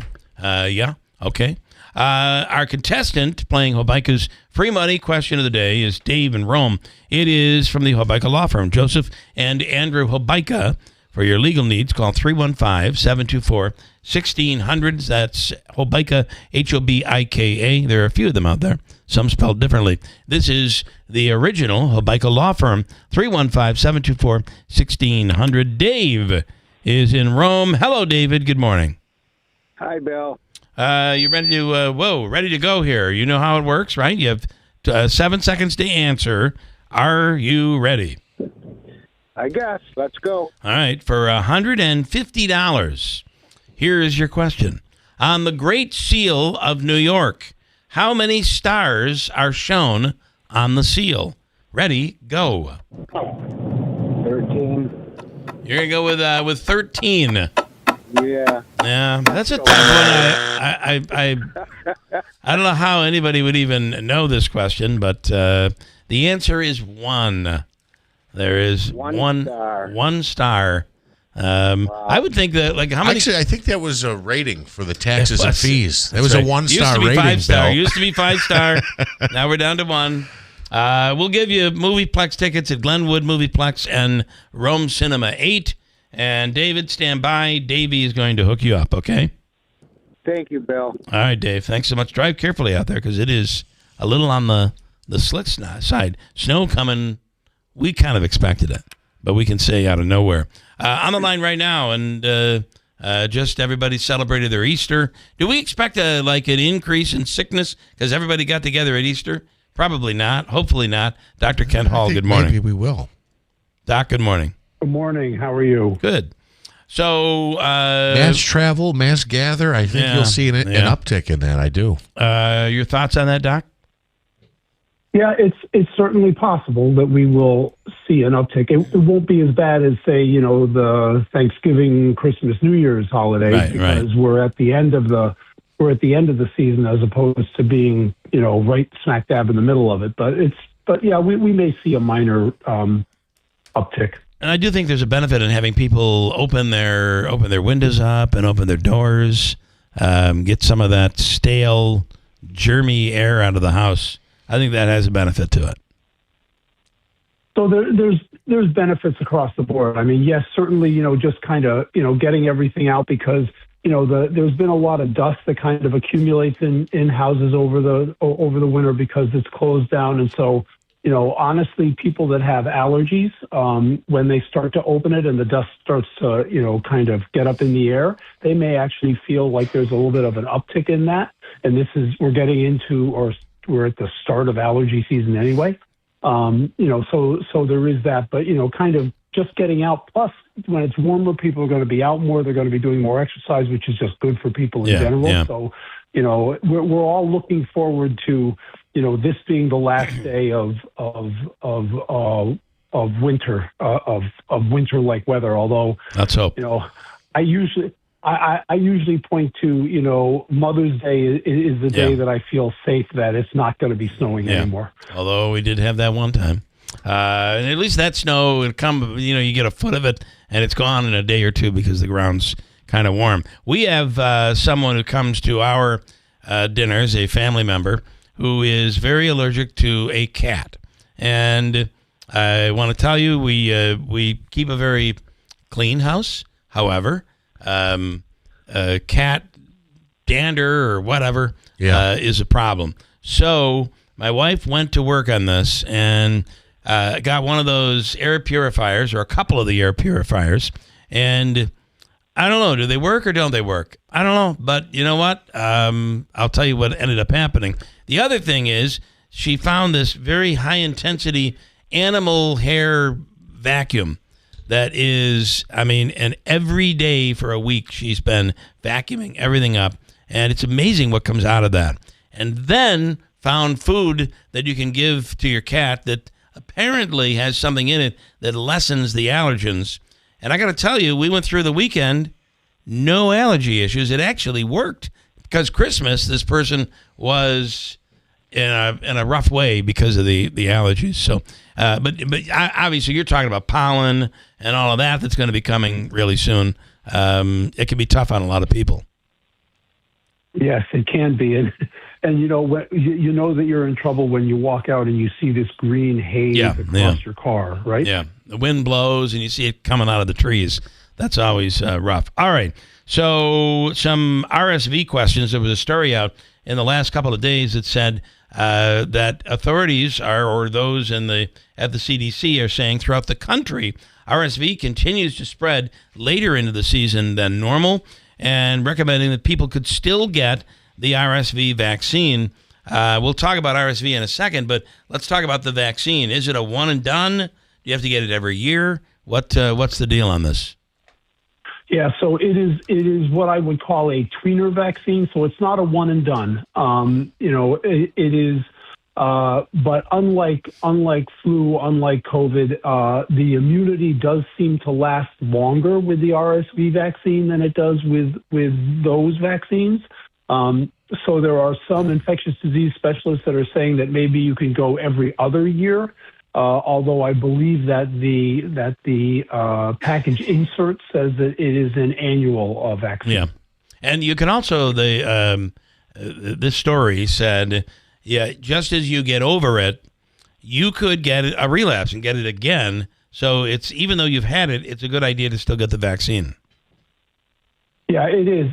So, again, this is a vaccine that is recommended for, not necessarily recommended for everyone, but it is recommended for certain people, anybody over the age of 50, it is recommended for.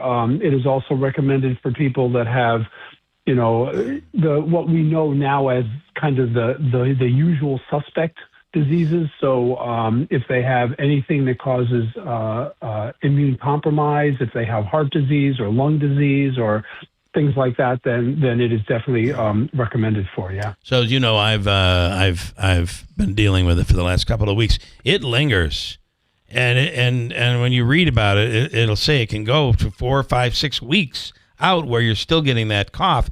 So explain what it does. I think I'm correct in saying it basically constricts your airways to the point that your body creates phlegm and mucus, which goes into your lungs, and you're constantly coughing that up, and it seems to last for a while. Yeah. So RSV, or respiratory syncytial virus, is obviously a respiratory virus. What it does is it infects the lining, the cells that line the airways, both the upper airways and down into the bronchi and the bronchioles, so down into your lungs. And it sets up this very strong inflammatory response. So if you think of inflammation, people think about, redness and stuff and swelling, and that's what happens. But because these tissues also secrete mucus, and the mucus normally that they secrete is a thin lining, and that is actually designed to trap dust particles and things so they don't get into your lungs, and then there's a natural mechanism that kind of brings them up. What it does is it basically puts that mucus generation into overdrive, and so you get a combination of the swelling from the infection and the inflammation, as well as increased mucus production. So you've got airways that are, normally of a certain size, and they get down. They can decrease by or their caliber can decrease by 50% or more, depending upon where they are in the airways. So that's where you get the difficulty breathing, and that sets up the coughing reflex. So whenever you get any kind of an irritation, as most everybody knows, when you get something that kind of irritates you, it sets up a coughing reflex. So that's what this is. It's just a coughing reflex because you're trying to clear your airway. I thought I'd do that for you just for sound effect purposes. Yeah. The difference between RSV and the common cold viruses, and honestly even in flu, is that this inflammatory response lasts a much longer period of time, and that's where you get the 4, 6, 8 week time frame. Now it tends to it's not that it goes for 6 or 8 weeks at the same level and then it just stops. It's a gradual decline, but it is very gradual, and so it's a constant thing.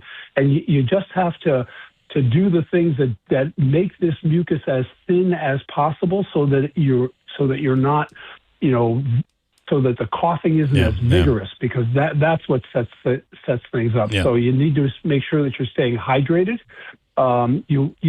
are some over-the-counter medications like Mucinex or Robitussin that can help with that. But all that does is it thins out the mucus so it's easier to handle. It doesn't actually stop the cough, and in fact, you don't want to stop the cough, because if you do, then this mucus just accumulates within the airways, and then you can get secondary bacterial infections, end up with pneumonia, and so. Well, when you're sleeping, all you hear is like rattling when you're breathing, and you have to cough to remove that. And I mean, this is not your average cold. It's a doozy. And quickly before we get done, Kathy in Rome has a quick question for you. Kathy, you're on with Dr. Hall. Good morning, Dr. Hall. I have to ask you, I've had different doctors give me different opinions.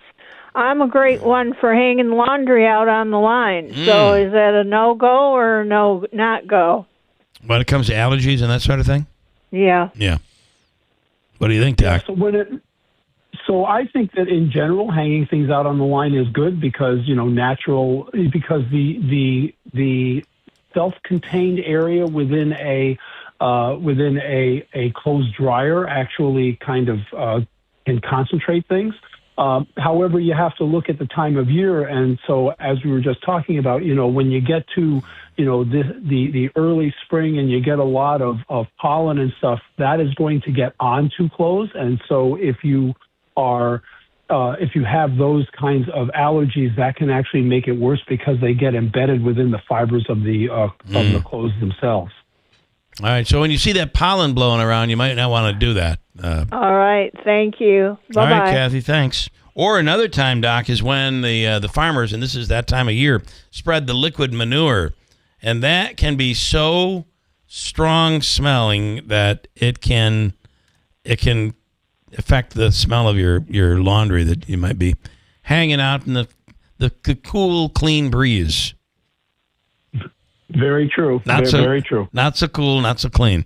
All right, interesting stuff, Doc. We appreciate it, and have a wonderful rest of the week. And happy Easter, by the way.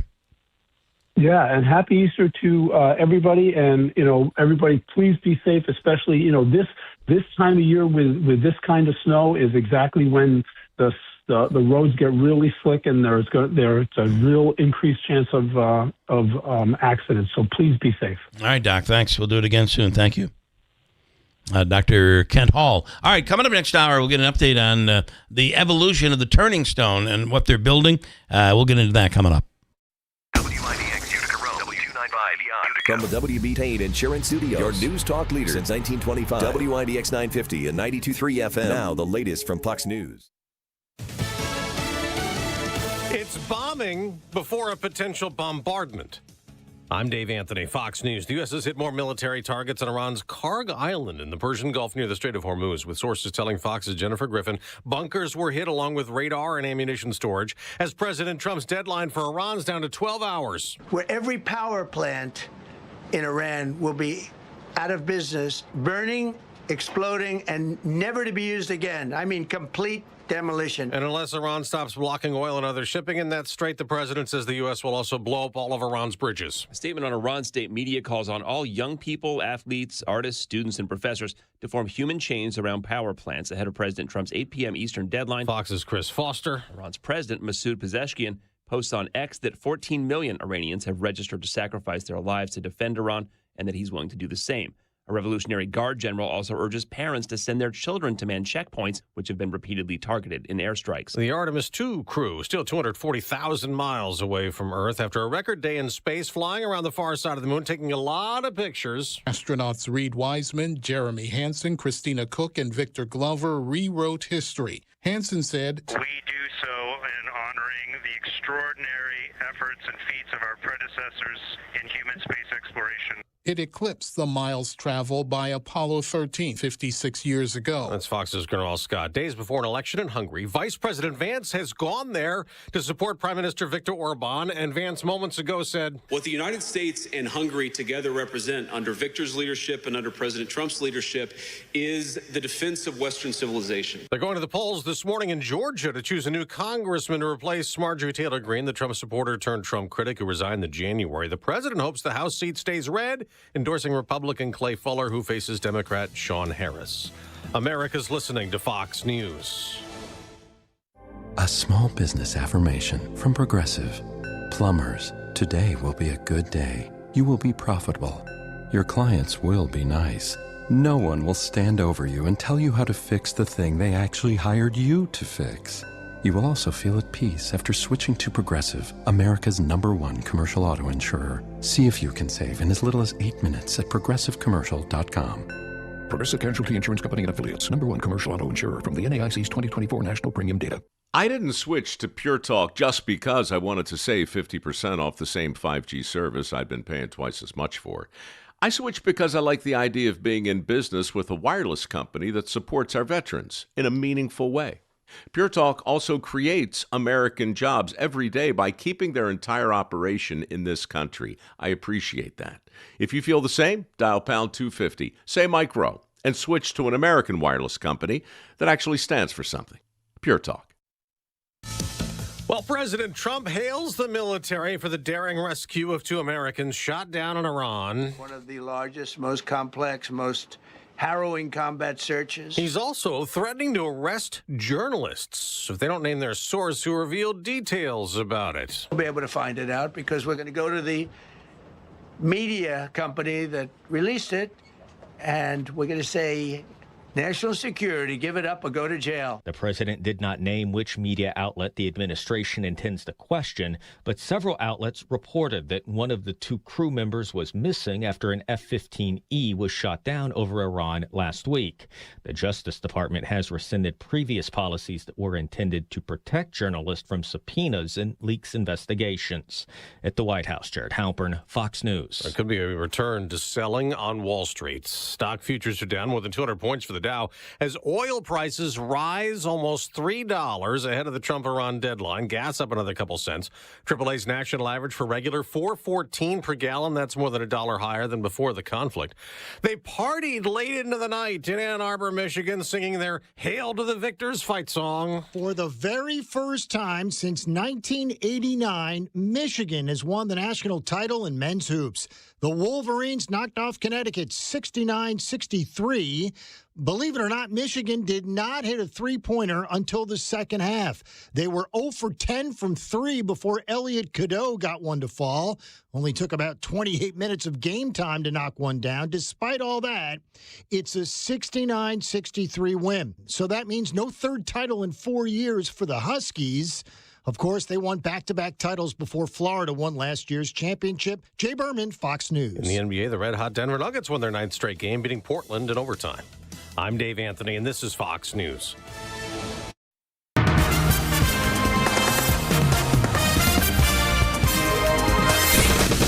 Mostly cloudy skies, 33 degrees. Good morning. I'm Jeff Manaski, WIBX 950 AM, 92.3 FM news time is 8:05.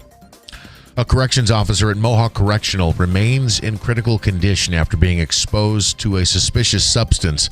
Authorities claim 53-year-old Chandrea Keeler posed as a visitor Sunday and brought in an envelope that contained pieces of paper with the substance on it. 4 other people were taken to a hospital for treatment, but they wound up being released. Taylor was arrested on a misdemeanor charge and is due in court at a later date. It is still unknown what that substance is. A Rome man facing a murder charge after the discovery of a body in a wooded area in Rome last week. Officers took Gregory Minot Jr. into custody yesterday for his alleged role in the death of 31-year-old Michael Brown. Brown was found unresponsive last week near Railroad Street. He had suffered a puncture wound to his chest. Minot has been arraigned and is being held in the Oneida County Jail. An investigation continues after plaques honoring 10 veterans were stolen from a Madison County cemetery. Those plaques were on headstones at Lenox Rural Cemetery, which is located on Nelson Road in Canastota. It's unknown exactly when the plaques were taken. The plaques are 24 inches long by 12 inches wide. Anyone who has information on the case is asked to contact the sheriff's office. The New York State Lottery announcing one top prize-winning ticket was sold for April 5th's Take 5 midday drawing. That ticket was sold at the Stewart Shops on Genesee Street in Utica. It sold the one prize-winning ticket worth $17,122. Take 5 numbers are drawn from a field of 1 through 39 and are drawn twice daily. And put the phone away or pay. That is the name of the New York State Police enforcement campaign that is underway this month of April. It will run through April 13th. Troopers focusing on drivers using phones and other electronic devices. They will use both marked vehicles and concealed identity traffic enforcement vehicles to spot violations. Put the phone away or pay. WIBX 950 AM, 92.3 FM news time is 8:08. Here's your Weather Center forecast. All right, cold air sticking around and a few snow flurries, maybe a few raindrops mixing in here this morning and even into the afternoon on this northwest flow. Could get a burst of maybe some moderate snowfall, maybe a light accumulation on some of the grassy surfaces, untreated road surfaces. It looks like we'll go through the day, though, with snow showers ending pretty quickly here. Temperatures in the upper 30s with a gusty breeze. 18 tonight, North Country, even colder. Sunshine tomorrow, near 50, 60 by Thursday. From the Weather Channel, I'm meteorologist Ray Stagik, WIBX, 950 AM and 92.3 FM. Cloudy and 33 at 8:08. All right, in sports, again, Michigan is your national champion. They captured the NCAA men's basketball tournament. The final 69-63. Elliot Cadeau led all scorers with 19 points. It is Michigan's second ever national championship in men's hoops.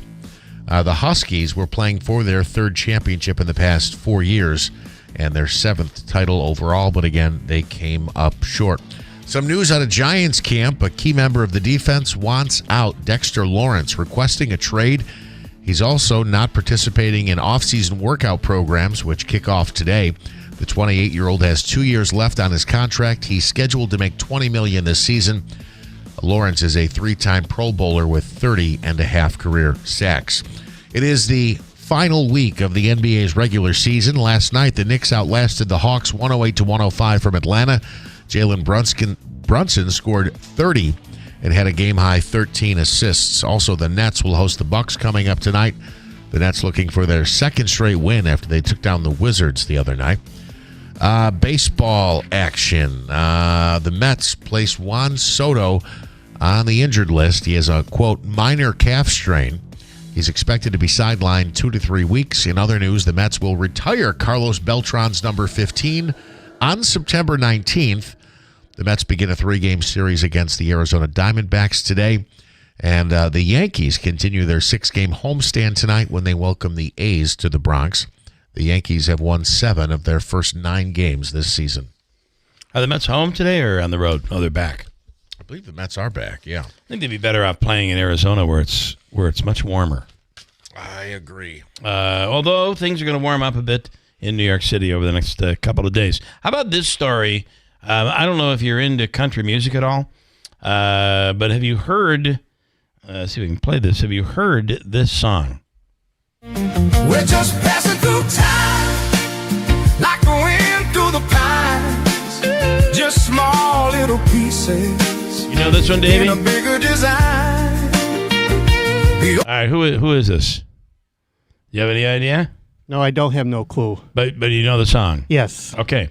That is a song called Another Day Old. It is, I believe, the number 1 song on iTunes top charts. Has 1.4 million views on YouTube. Wow. And one of the big hits out there. And, of course, you know what I'm going to say. This is not a real person. It's all made by AI. The older I get, the more that I know. There ain't nothing wrong with being another day old. Not real. In fact, who sings it? Eddie Dalton. The quarterback? Eddie Dalton is not real. I thought you said Andy Dalton. Eddie Dalton. Eddie Dalton is an AI creation. Not real. In fact, not only is Another Day Old one of the top songs in the country on iTunes, but Eddie Dalton has 11 songs in the iTunes Top 100, including 2 in the top 10. Wow. Yeah. Another day so old. 10% is AI. That's where we launch at. Eddie Dalton is the creation of Dallas Little, and he says every social media video is clearly labeled as AI generated. It was there, yet people listen to it, they like it, and they keep listening to it. The guitar work, AI. The singing, AI. All of it is artificially created. Little pieces in a bigger design. The older I get. And the song is written by AI. The music by AI. I mean, it's just it's all fake. So if you like the song, how do we handle this? I refuse, because even though I like it, and to be honest with you, I kind of sing along every once in a while when I'm in the shower to this song. I don't, but you know what I'm saying. Is it wrong to like it? And I don't know. It was kind of catchy. It is kind of catchy, because it's really taking all of the habits of the listeners and the likes of the listeners, and it's packing it into, let's create a hit song. So there you go.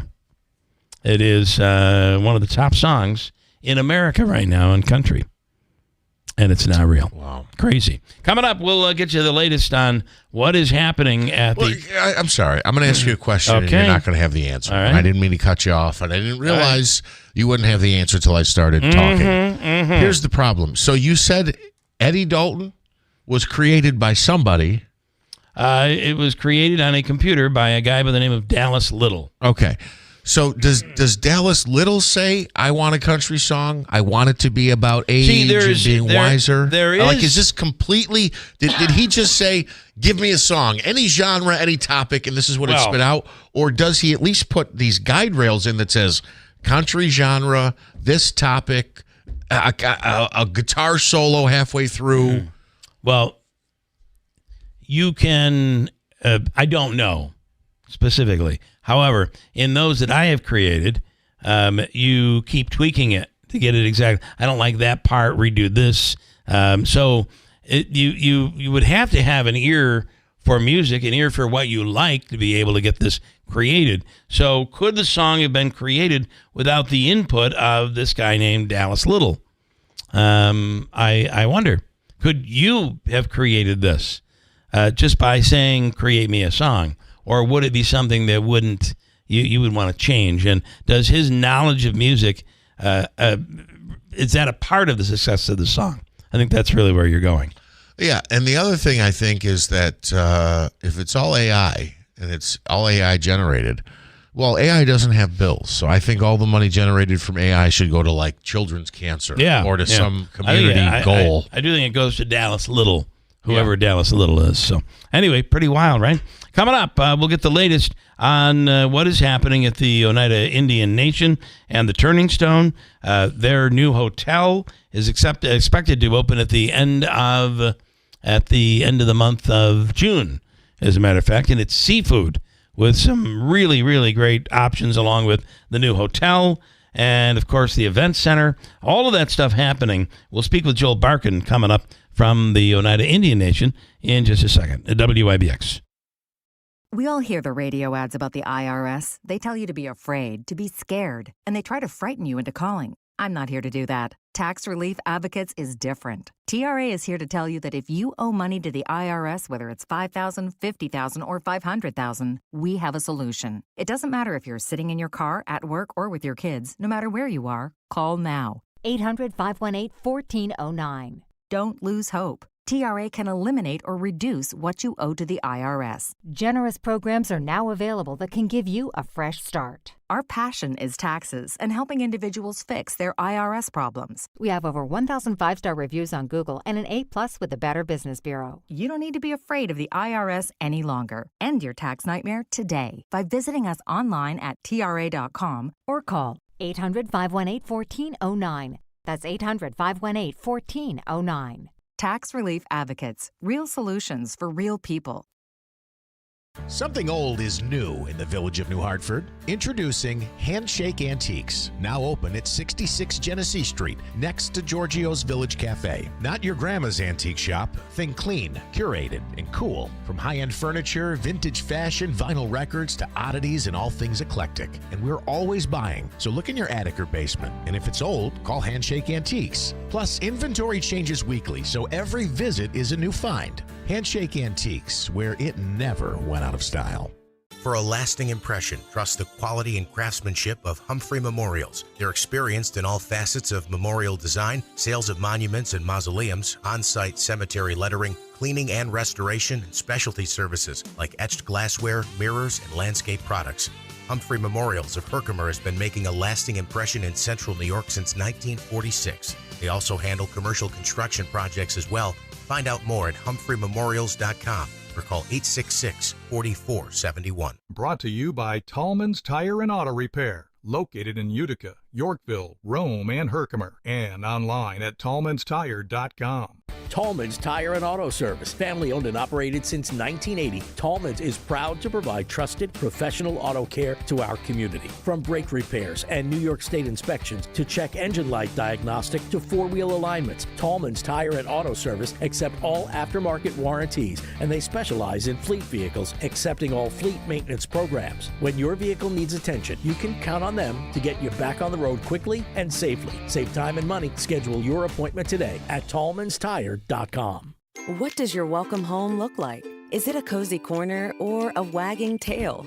The sound of kids playing in the yard or a friendly wave from the new neighbor? However you define it, let AmeriQ Credit Union help you make it happen. For more than 75 years, AmeriQ has helped your friends and neighbors finance the homes of their dreams. After all, there's no place like home. Let us help you finance yours. Apply today at ameriq.org/home. Membership eligibility is required. Insured by NCUA Equal Housing Lender.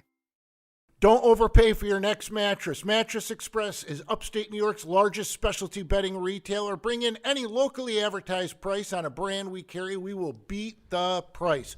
Call 1-800-NEW-BEDS or go to mattressexpressny.com. Hey, River Hills Properties continues to grow in upstate New York and beyond. Not just here, but in Florida, in the Gulf Coast of Florida. A full team of agents ready to assist you.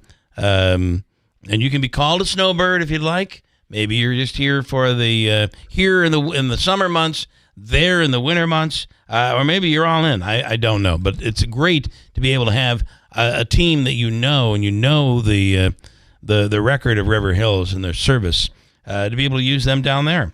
You can reach out to one of your agents here to get assisted.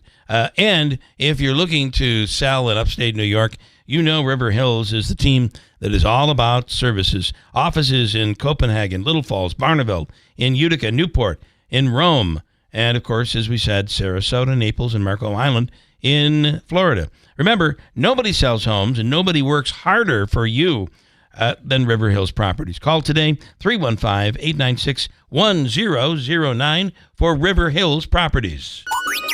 Keeler in the Morning invites you to connect with us through telephonic communication at 315-736-0186.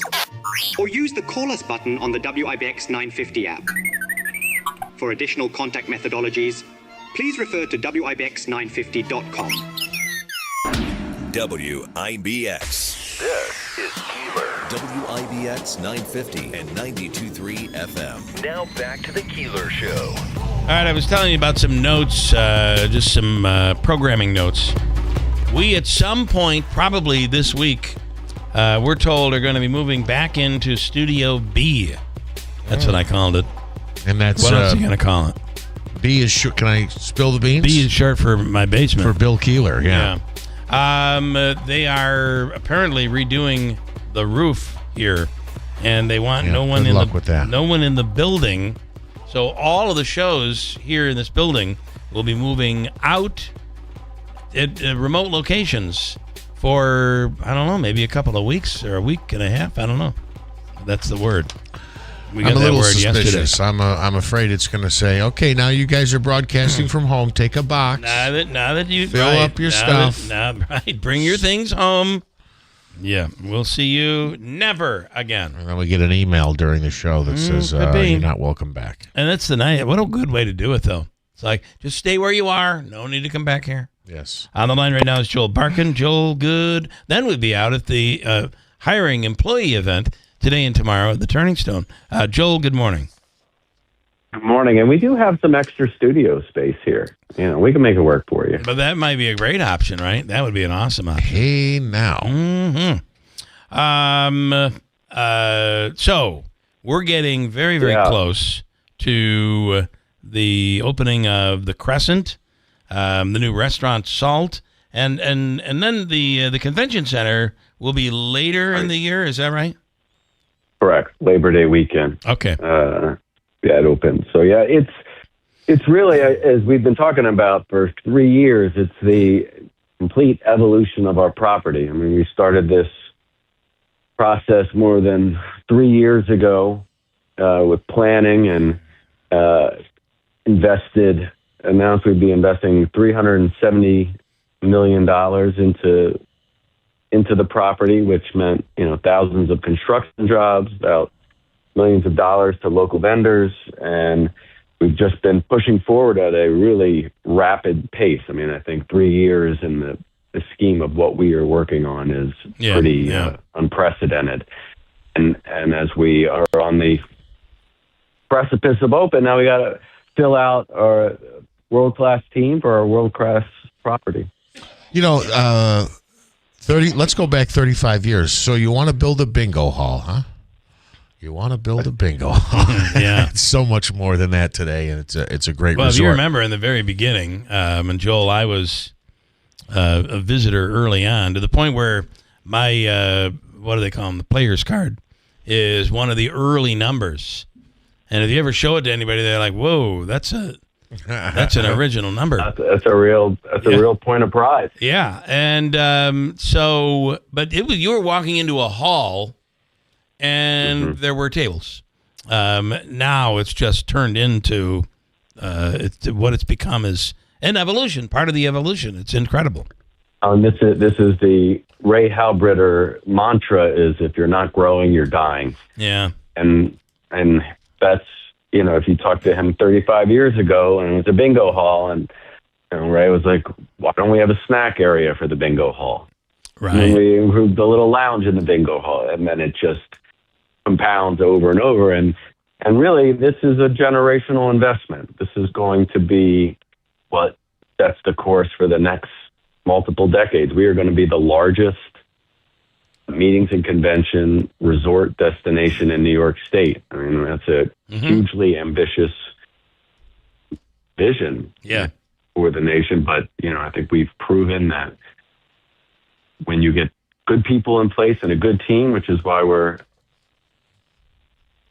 going to be searching for great candidates starting today, 12 o'clock at Exit 33, for a range of different roles, both within the Crescent and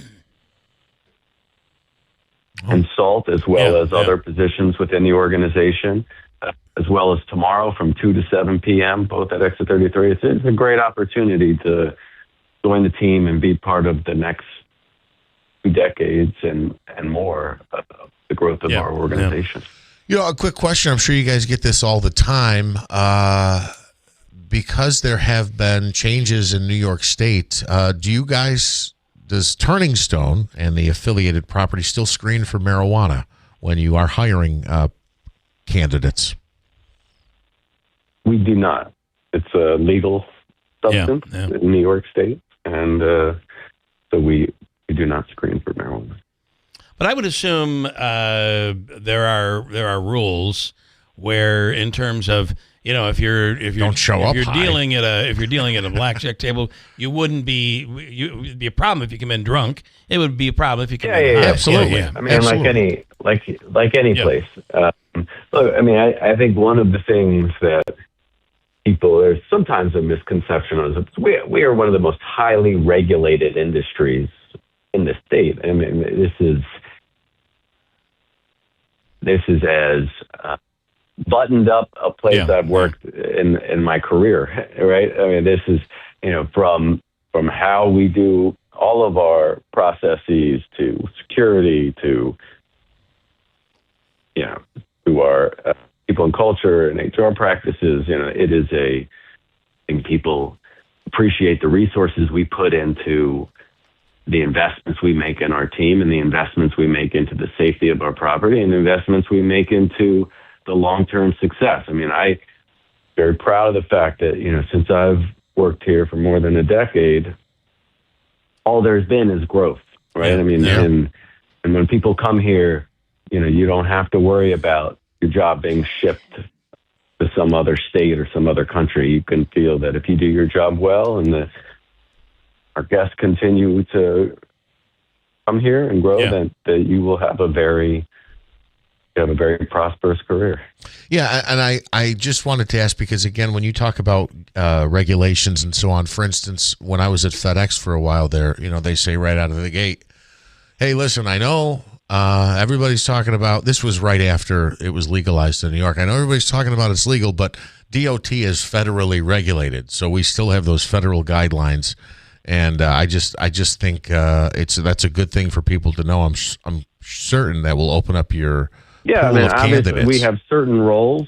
I mean, if you were, driving a shuttle bus, and sure, exactly, that's another DOT. In other words, we're gonna, we will look at certain background checks and so forth, and we're gonna make sure that the people who are working here are qualified and are making sure our guests are going to be as safe as possible. And just one more. That's why we've had the successful record that we've had. And just one more. Are you specifically looking for, in this particular situation, cooks? Is it more a gaming floor like dealers and so on?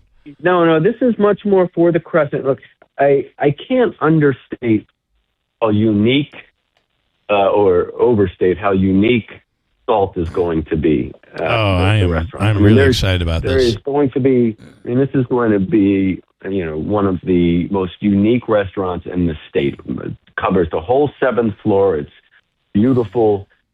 It's going to have 3-season outdoor space. There's just nothing in the region like it. People will come from all over to experience Salt, and the hotel is stunning. It's just those coupled together. So we're looking for people who want to be a part of what I think is going to be one of the finest experiences in not just upstate New York, but the entire region. And opportunity to be part of this team. If I can say, because I've been a fan since the very beginning, but the restaurants too are just such an important part of what you do. There are people who don't gamble and don't spend time at the casino, but come to the restaurants on a regular basis. We were recently. I will tell you, we already have in our hotel for this summer hundreds and hundreds of golf groups coming. Right. Yeah. Who booked the Crescent and who so and all of this is ultimately being built to support the Grand Expo. And I think that's where we are investing, our future is in, this meetings, conventions space coupled with what we already have. And we think this is going to, we know we're seeing the demand already coming in with groups, weddings and conferences. There's just no property like it. We're going to have more than 1,000 hotel rooms all on property that you don't have to leave, right? Yeah. You can stay the whole time, but then when you're coming and going from the region, and like I said, we've talked about this a lot. As we grow, and we have a 30-plus year history of this, as we grow, this region grows with us. Yeah. Right? And I think that is, this year, we're going to have later, probably early next year, we will exceed $1 billion in the 2013 agreement payments. That's from our gaming. Yeah. Speaking with Joel Barkin, 2013 is with all of that plays into this, and I think people, it's an important component to understand. Yeah. I was Joel Barkin, of course, from the United Indian Nation. I was going to say we were recently at the steakhouse speaking with one of the waiters who we've had several times when we've been there, and he said he'd been there since the beginning of the steakhouse. Which John? Did you have John? John is a legend. Yes. Yes, and John was not in that night, but this is one of the younger guys who's been there for years, and you get experienced wait staff that you only normally see in New York City.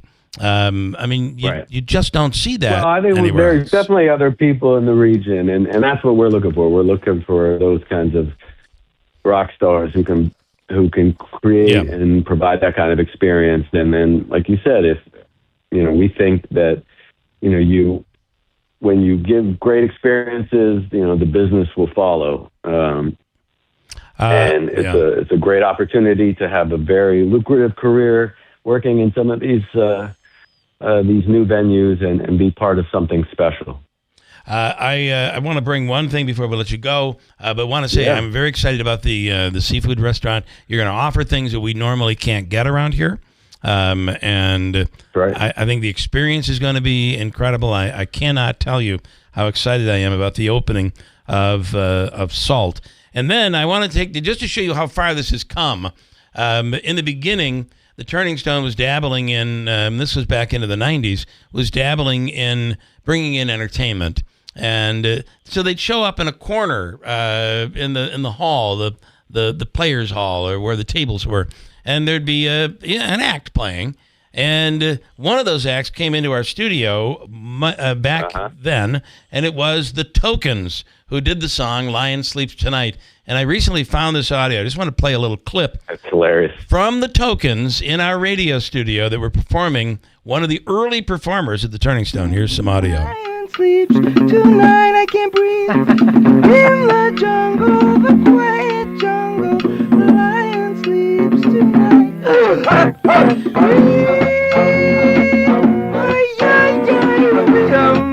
Remember, this is 7 o'clock in the morning for these guys. So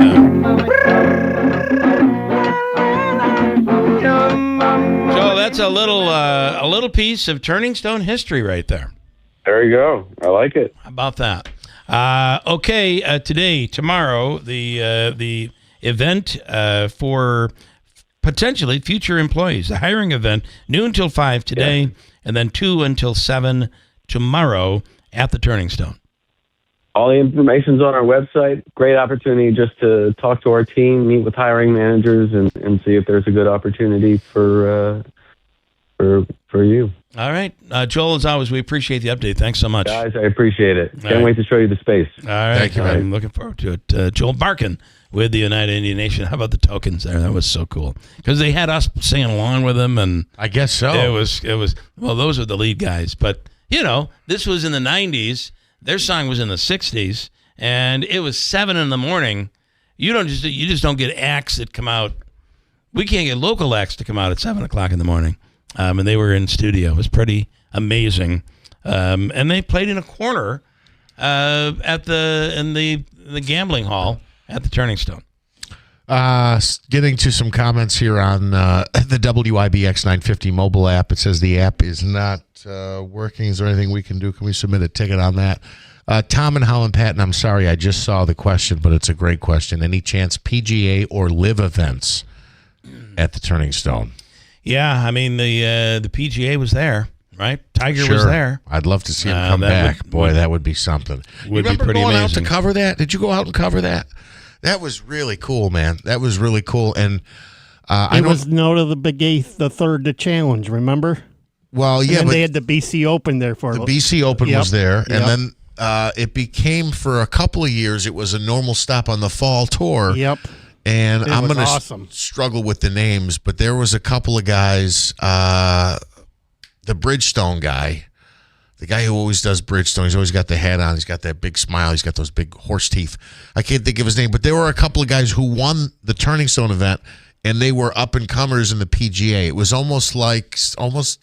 it was still PGA Fall Tour, but it was guys who you would see in the competing for championships in the Masters. They would be on the leaderboard and stuff like that in a couple of years from there. So it was a really great event. Jawick this morning from YouTube says, worst version I've ever heard of Lion Sleeps Tonight. I got to tell you, you have to understand, there was a guitar, a tom-tom, and these three guys in studio at 7 o'clock in the morning playing on a radio show. It was, I don't want to say you had to be there, but it was pretty awesome. May not sound that way to you, but it was pretty stinking awesome. If I could just put a bow on my golf thing. Matt Kuchar was the Bridgestone guy I couldn't think of, and Dustin Johnson, who for a while was like a top 2 or 3 golfer in the world, was playing at Turning Stone. And remember when that was all playing, when the PGA was playing here, it was all on, I believe, NBC or CBS, one of them.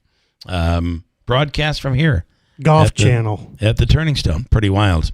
Here's a little piece of that audio, a little more.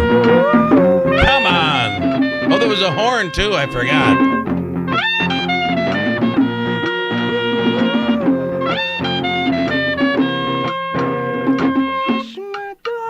Don't fear, my darling, the lion sleeps tonight. Good. Hush, my darling, don't fear, my darling, the lion sleeps tonight. You hit it.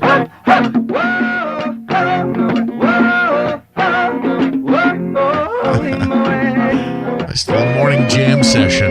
You just can't. I mean, unplugged. Sorry, for me, it's priceless. Got a break. Cold Tide will come right back at WIBX.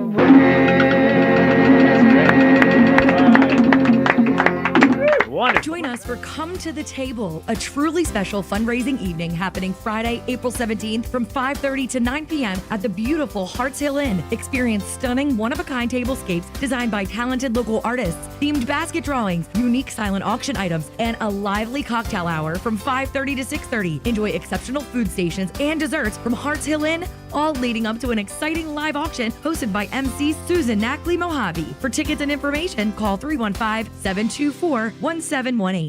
Hurt in a car? Call William Attar. 315-444-4444. Veterans, you and your family know all too well the many hardships that challenge your mental, physical, and spiritual well-being. The Good News Foundation invites you to a free fellowship group of veterans. This get-together is run by retired Army Chief Warrant Officer 4 Richard Smith, the author of Camouflage Christian. Check out Veterans for Worship the third Wednesday of the month from 6 to 7:30 p.m. Good News Foundation, sharing faith, offering hope, and serving others. On the battlefield, there's a saying America's military men and women live by. Never leave a fallen warrior behind, ever. Off the battlefield, Wounded Warrior Project operates with the same goal. Wounded Warrior Project was created to help our men and women returning home with the scars of war, whether those scars are physical or mental. Wounded Warrior Project. We never leave a fallen warrior behind, ever. Learn more about what we do at woundedwarriorproject.org. Here's a tale of Becky. Didn't know what to do with new meds prescribed and no real cost clue. She squinted at prices, that can't be right. Then tapped GoodRx and saw the light. She could get a deal. Book telehealth if she feel.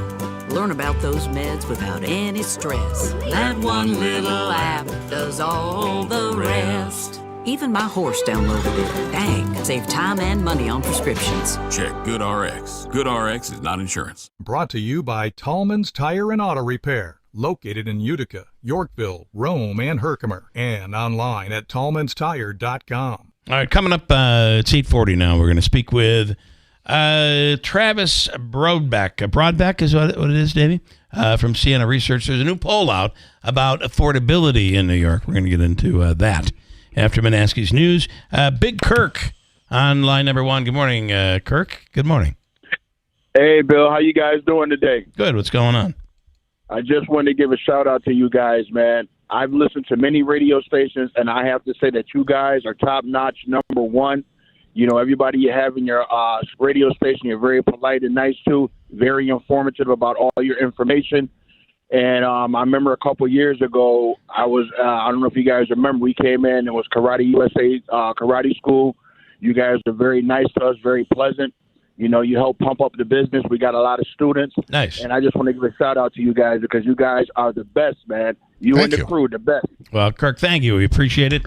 There'll be those that disagree, but thank you for that anyway. Yes, Thank you. and they're commenting right now on YouTube. That's right. All right, Yes. Big Kirk, you have a great day. Thanks, man. You guys too now. All right, thanks so much. Manansky with an update.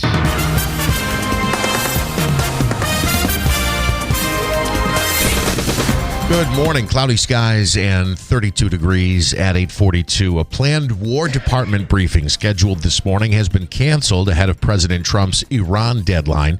Secretary of War Pete Hegseth and Joint Chiefs Chair General Dan Kane had been expected to speak just 12 hours before the deadline set by Trump for Iran to make a deal or face strikes on power plants and bridge infrastructure.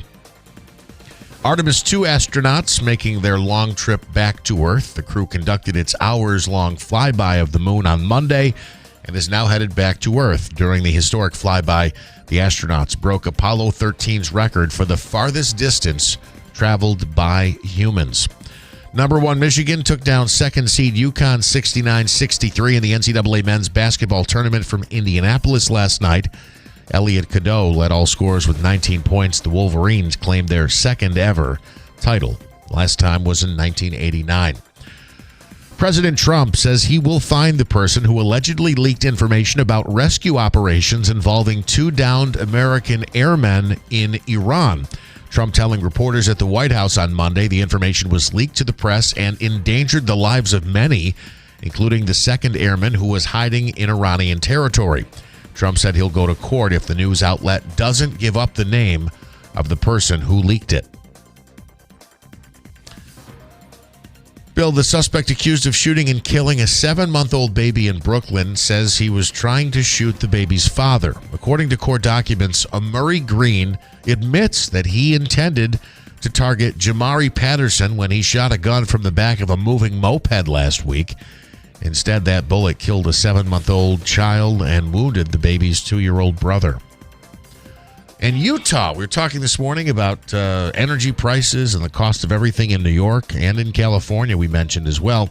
Well, Utah is the number 1 state in the country for remote work. A study by Wallet Hub cites Utah's low electricity rates, affordable internet, and high access to broadband as key factors. Delaware, Connecticut, Maryland, and Massachusetts round out the top 5. I bet you I can think of 2 that round out the bottom 5. Well, we're not there because of upstate. There's still so many places upstate where internet is just not good. And then affordable anything right now is certainly not. In fact, we're going to talk to Sienna about this very topic coming up in a second. Here's your Weather Center forecast. All right, cold air sticking around and a few snow flurries, maybe a few raindrops mixing in here this morning and even into the afternoon on this northwest flow. Could get a burst of maybe some moderate snowfall, maybe a light accumulation on some of the grassy surfaces, untreated road surfaces. It looks like we'll go through the day, though, with snow showers ending pretty quickly here. Temperatures in the upper 30s with a gusty breeze. 18 tonight, North Country, even colder. Sunshine tomorrow, near 50, 60 by Thursday. From the Weather Channel, I'm meteorologist Ray Stachik, WIBX, 950 AM and 92.3 FM. Cloudy skies and 32 degrees at 8:45. I want to say good morning to Tony Bolognas. Good morning, buddy. He says, I'm awful sensitive this morning. And I'll tell you, my biggest sensitivity is my weight. I eat just a little bit and I gain an awful lot. Is he picking on your weight? No, he's not. I'm just saying I think that's my most sensitive area is that I don't eat all that much, but I just keep getting fatter. Listen, it's the problem is food is good. Yeah. That's the problem. Yeah. All right. I think you'd be surprised by some of these numbers. Also, it's very interesting. Here's a question. Thinking about your household's most recent utility bills, how affordable is your bill for all utilities, including heating and electricity? I got to tell you, I think you'll be very surprised by the numbers that come in, especially when we separate them from downstate to upstate. And I got to tell you, downstate is probably paying much more than we are upstate, but you'll be surprised by the numbers. We'll speak with the pollster, Travis Broadbeck from Siena, next to WIBX. Imagine this. You're coming down the stairs. You miss a step, but you catch yourself. And that's when you feel it. It's your knee, and it really hurts. Now you have to make a choice. The faster you see an orthopedic specialist, the sooner you'll be on your way to recovery. Choose Community Memorial Center for Orthopedics, now with a clinic open every Wednesday in New Hartford. You'll get fast access to world-class orthopedic care. We have imaging on site, and you'll be treated by Dr. Rochelle Takamoto. She's one of the most respected orthopedists in the area, and she's done more VELYS robotic-assisted surgeries than any female physician in the world. So whether it's a new injury or a long-term pain in any joint, walk into our clinic and get treated by one of the best orthopedic specialists in the area in the shortest time possible. That's Community Memorial Center for Orthopedics, with clinics weekdays in Hamilton and now every Wednesday at 83 Genesee Street in New Hartford. Visit orthoemergency.com. Don't rely on a standard off-the-shelf security system. When it comes to protecting your home, there's a big difference between plug and play and a professionally designed system. At CML Security, security is personal. Their skilled technicians meet with you one-on-one, walk your property, and design a custom system built around your family's needs. From security cameras, intrusion systems, and smart home features, they can also add a level of fire protection to their intrusion systems. They install commercial-grade equipment and provide a warranty on systems that they install. Call CML Security at 315-866-5845 today to schedule your in-home consultation. That's 315-866-5845 or visit cmlsecurity.net. Based in Herkimer, they serve the central New York area. CML Security. Call 315-866-5845. Personalized protection your family can trust. Imagine this. You're coming down the stairs. You miss a step, but you catch yourself. And that's when you feel it. It's your knee, and it really hurts. Now you have to make a choice. The faster you see an orthopedic specialist, the sooner you'll be on your way to recovery. Choose Community Memorial Center for Orthopedics, now with a clinic open every Wednesday in New Hartford. You'll get fast access to world-class orthopedic care. We have imaging on site, and you'll be treated by Dr. Rochelle Takamoto. She's one of the most respected orthopedists in the area, and she's done more VELYS robotic-assisted surgeries than any female physician in the world. So whether it's a new injury or a long-term pain in any joint, walk into our clinic and get treated by one of the best orthopedic specialists in the area in the shortest time possible. That's Community Memorial Center for Orthopedics, with clinics weekdays in Hamilton and now every Wednesday at 83 Genesee Street in New Hartford. Visit orthoemergency.com. Something old is new in the village of New Hartford. Introducing Handshake Antiques, now open at 66 Genesee Street, next to Giorgio's Village Cafe. Not your grandma's antique shop. Think clean, curated, and cool. From high-end furniture, vintage fashion, vinyl records, to oddities and all things eclectic. And we're always buying, so look in your attic or basement. And if it's old, call Handshake Antiques. Plus, inventory changes weekly, so every visit is a new find. Handshake Antiques, where it never went out of style. Hello, Utica. This is Carrie Paleo from the Greater Utica Chamber of Commerce. We're thrilled to introduce some of the newest members of our business network. Let's give them a true Utica welcome and show what it means to be part of this incredible community. Visit Sangertown Square's newest business, Fun Nation, a huge indoor adventure park packed with wall-to-wall attractions, and Urban Planet, a bold, trend-focused fashion brand offering affordable style for men, women, and teens. By supporting the local economy, we'll keep building the future of Utica together. Greater Utica Chamber, empowering upstate New York. Celebrating 100 years. This is Keeler. WIBX 950 and 92.3 FM. Now back to the Keeler Show. All right, a couple of things, a bunch of comments. I see that Tony Baloney there is going after you. But he goes after me with the short man's thing, and he says I can't work with women. We only work with women, moron. And the short man thing. Careful, though. The short man. You're going to be a chauvinist now. We only work with women. I'm saying the whole place is filled. All the managers. All of our bosses are women. Yes. So somehow we find a way. But I enjoy that people that don't know what they're talking about, like Tony, And the other thing is the Napoleon complex. Listen, I'm 61 years old, I think. I didn't wake up yesterday and be like, oh my God, I'm short. I'm okay with it. I'm all right with it. What else would I do? Right? I just love some of these comments. And YouTube is the place to get the best. You get as they sit in their sweaty little basement, typing away on their probably a Tandy computer or something PC like.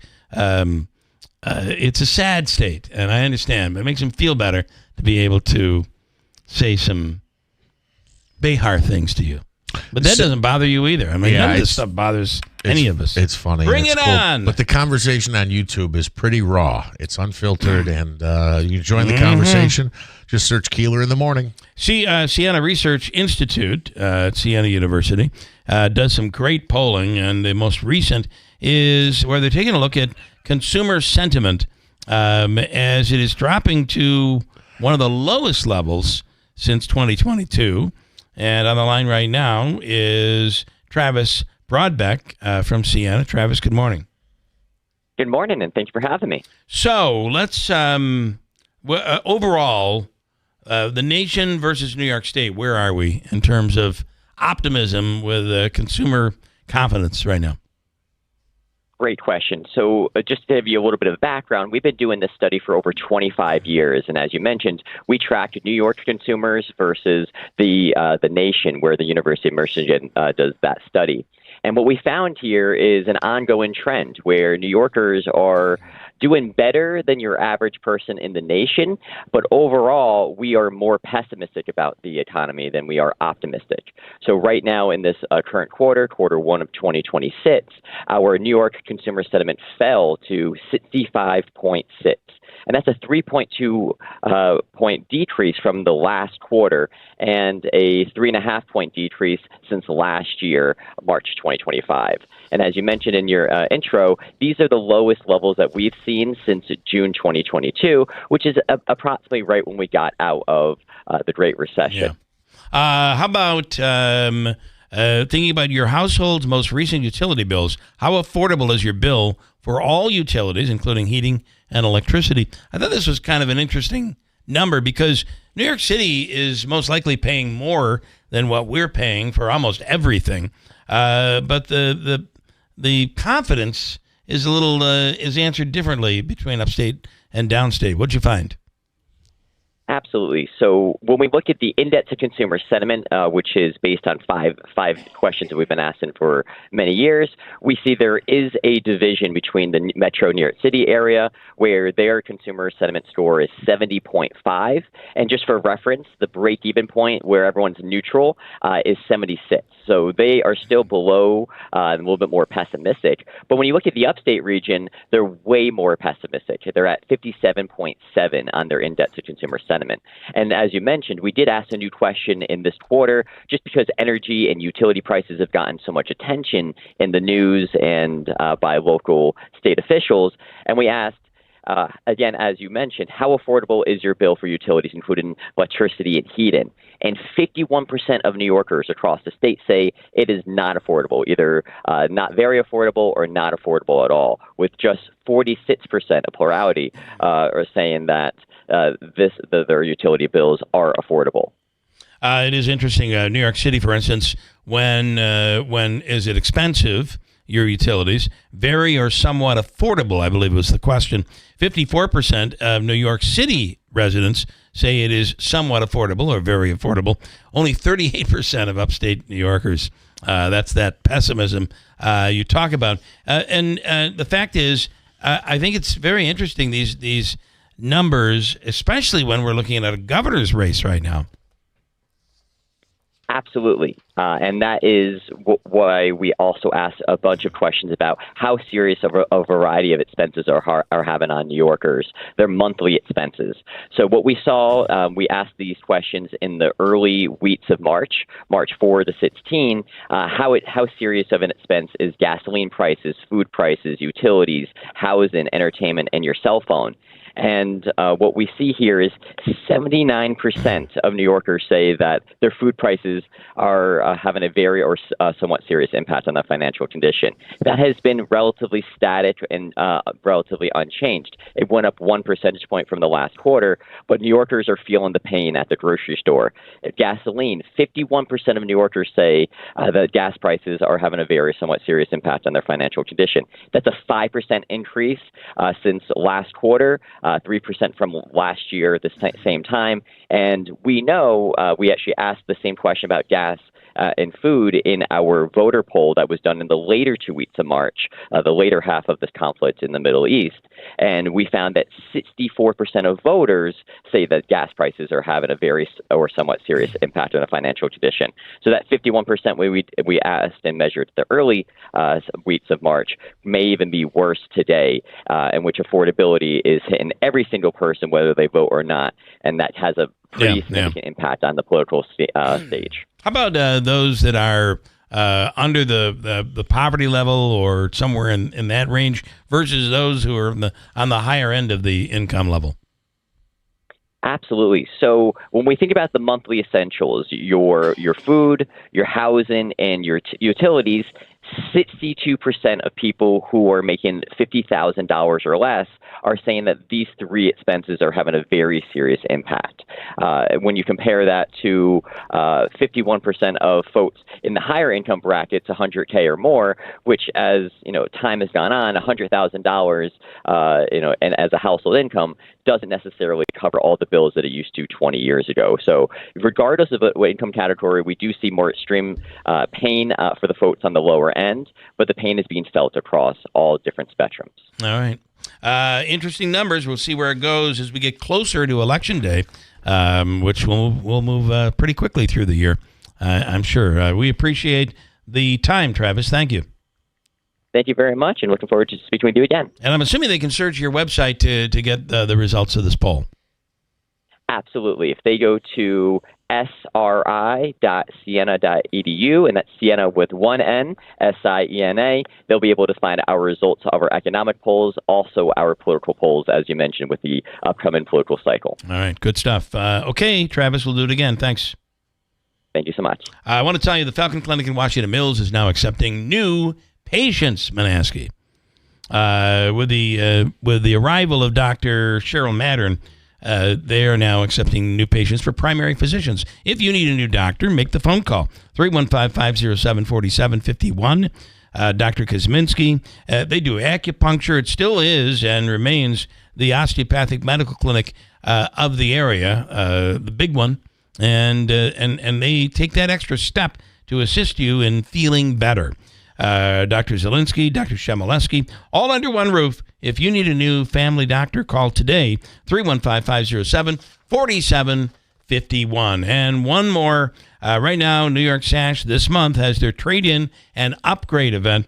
For every window they replace, they'll take your old window. You get a $100 instant trade-in credit. We love the New York Sash windows. In our home, it certainly has helped us lower our energy bill. $100 for every window credit at New York Sash. WIBX Utica Road, W295 Utica. From the WB Tate Insurance Studios, your news talk leader since 1925. WIBX 950 and 92.3 FM. Now the latest from Fox News.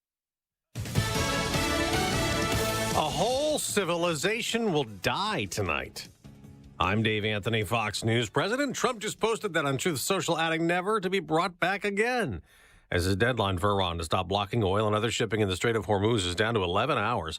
Fox's Alexandria Hoff reads more of that post from the White House. I do not want that to happen, but it probably will. However, now that we have complete and total regime change where different, smarter, and less radicalized minds prevail, maybe something revolutionarily wonderful can happen. Who knows? We will find out tonight, one of the most important moments in the long and complex history of the world. 47 years of extortion, corruption, and death will finally end. Unless there's some sort of a deal before the deadline, the president says. We have a plan because of the power of our military.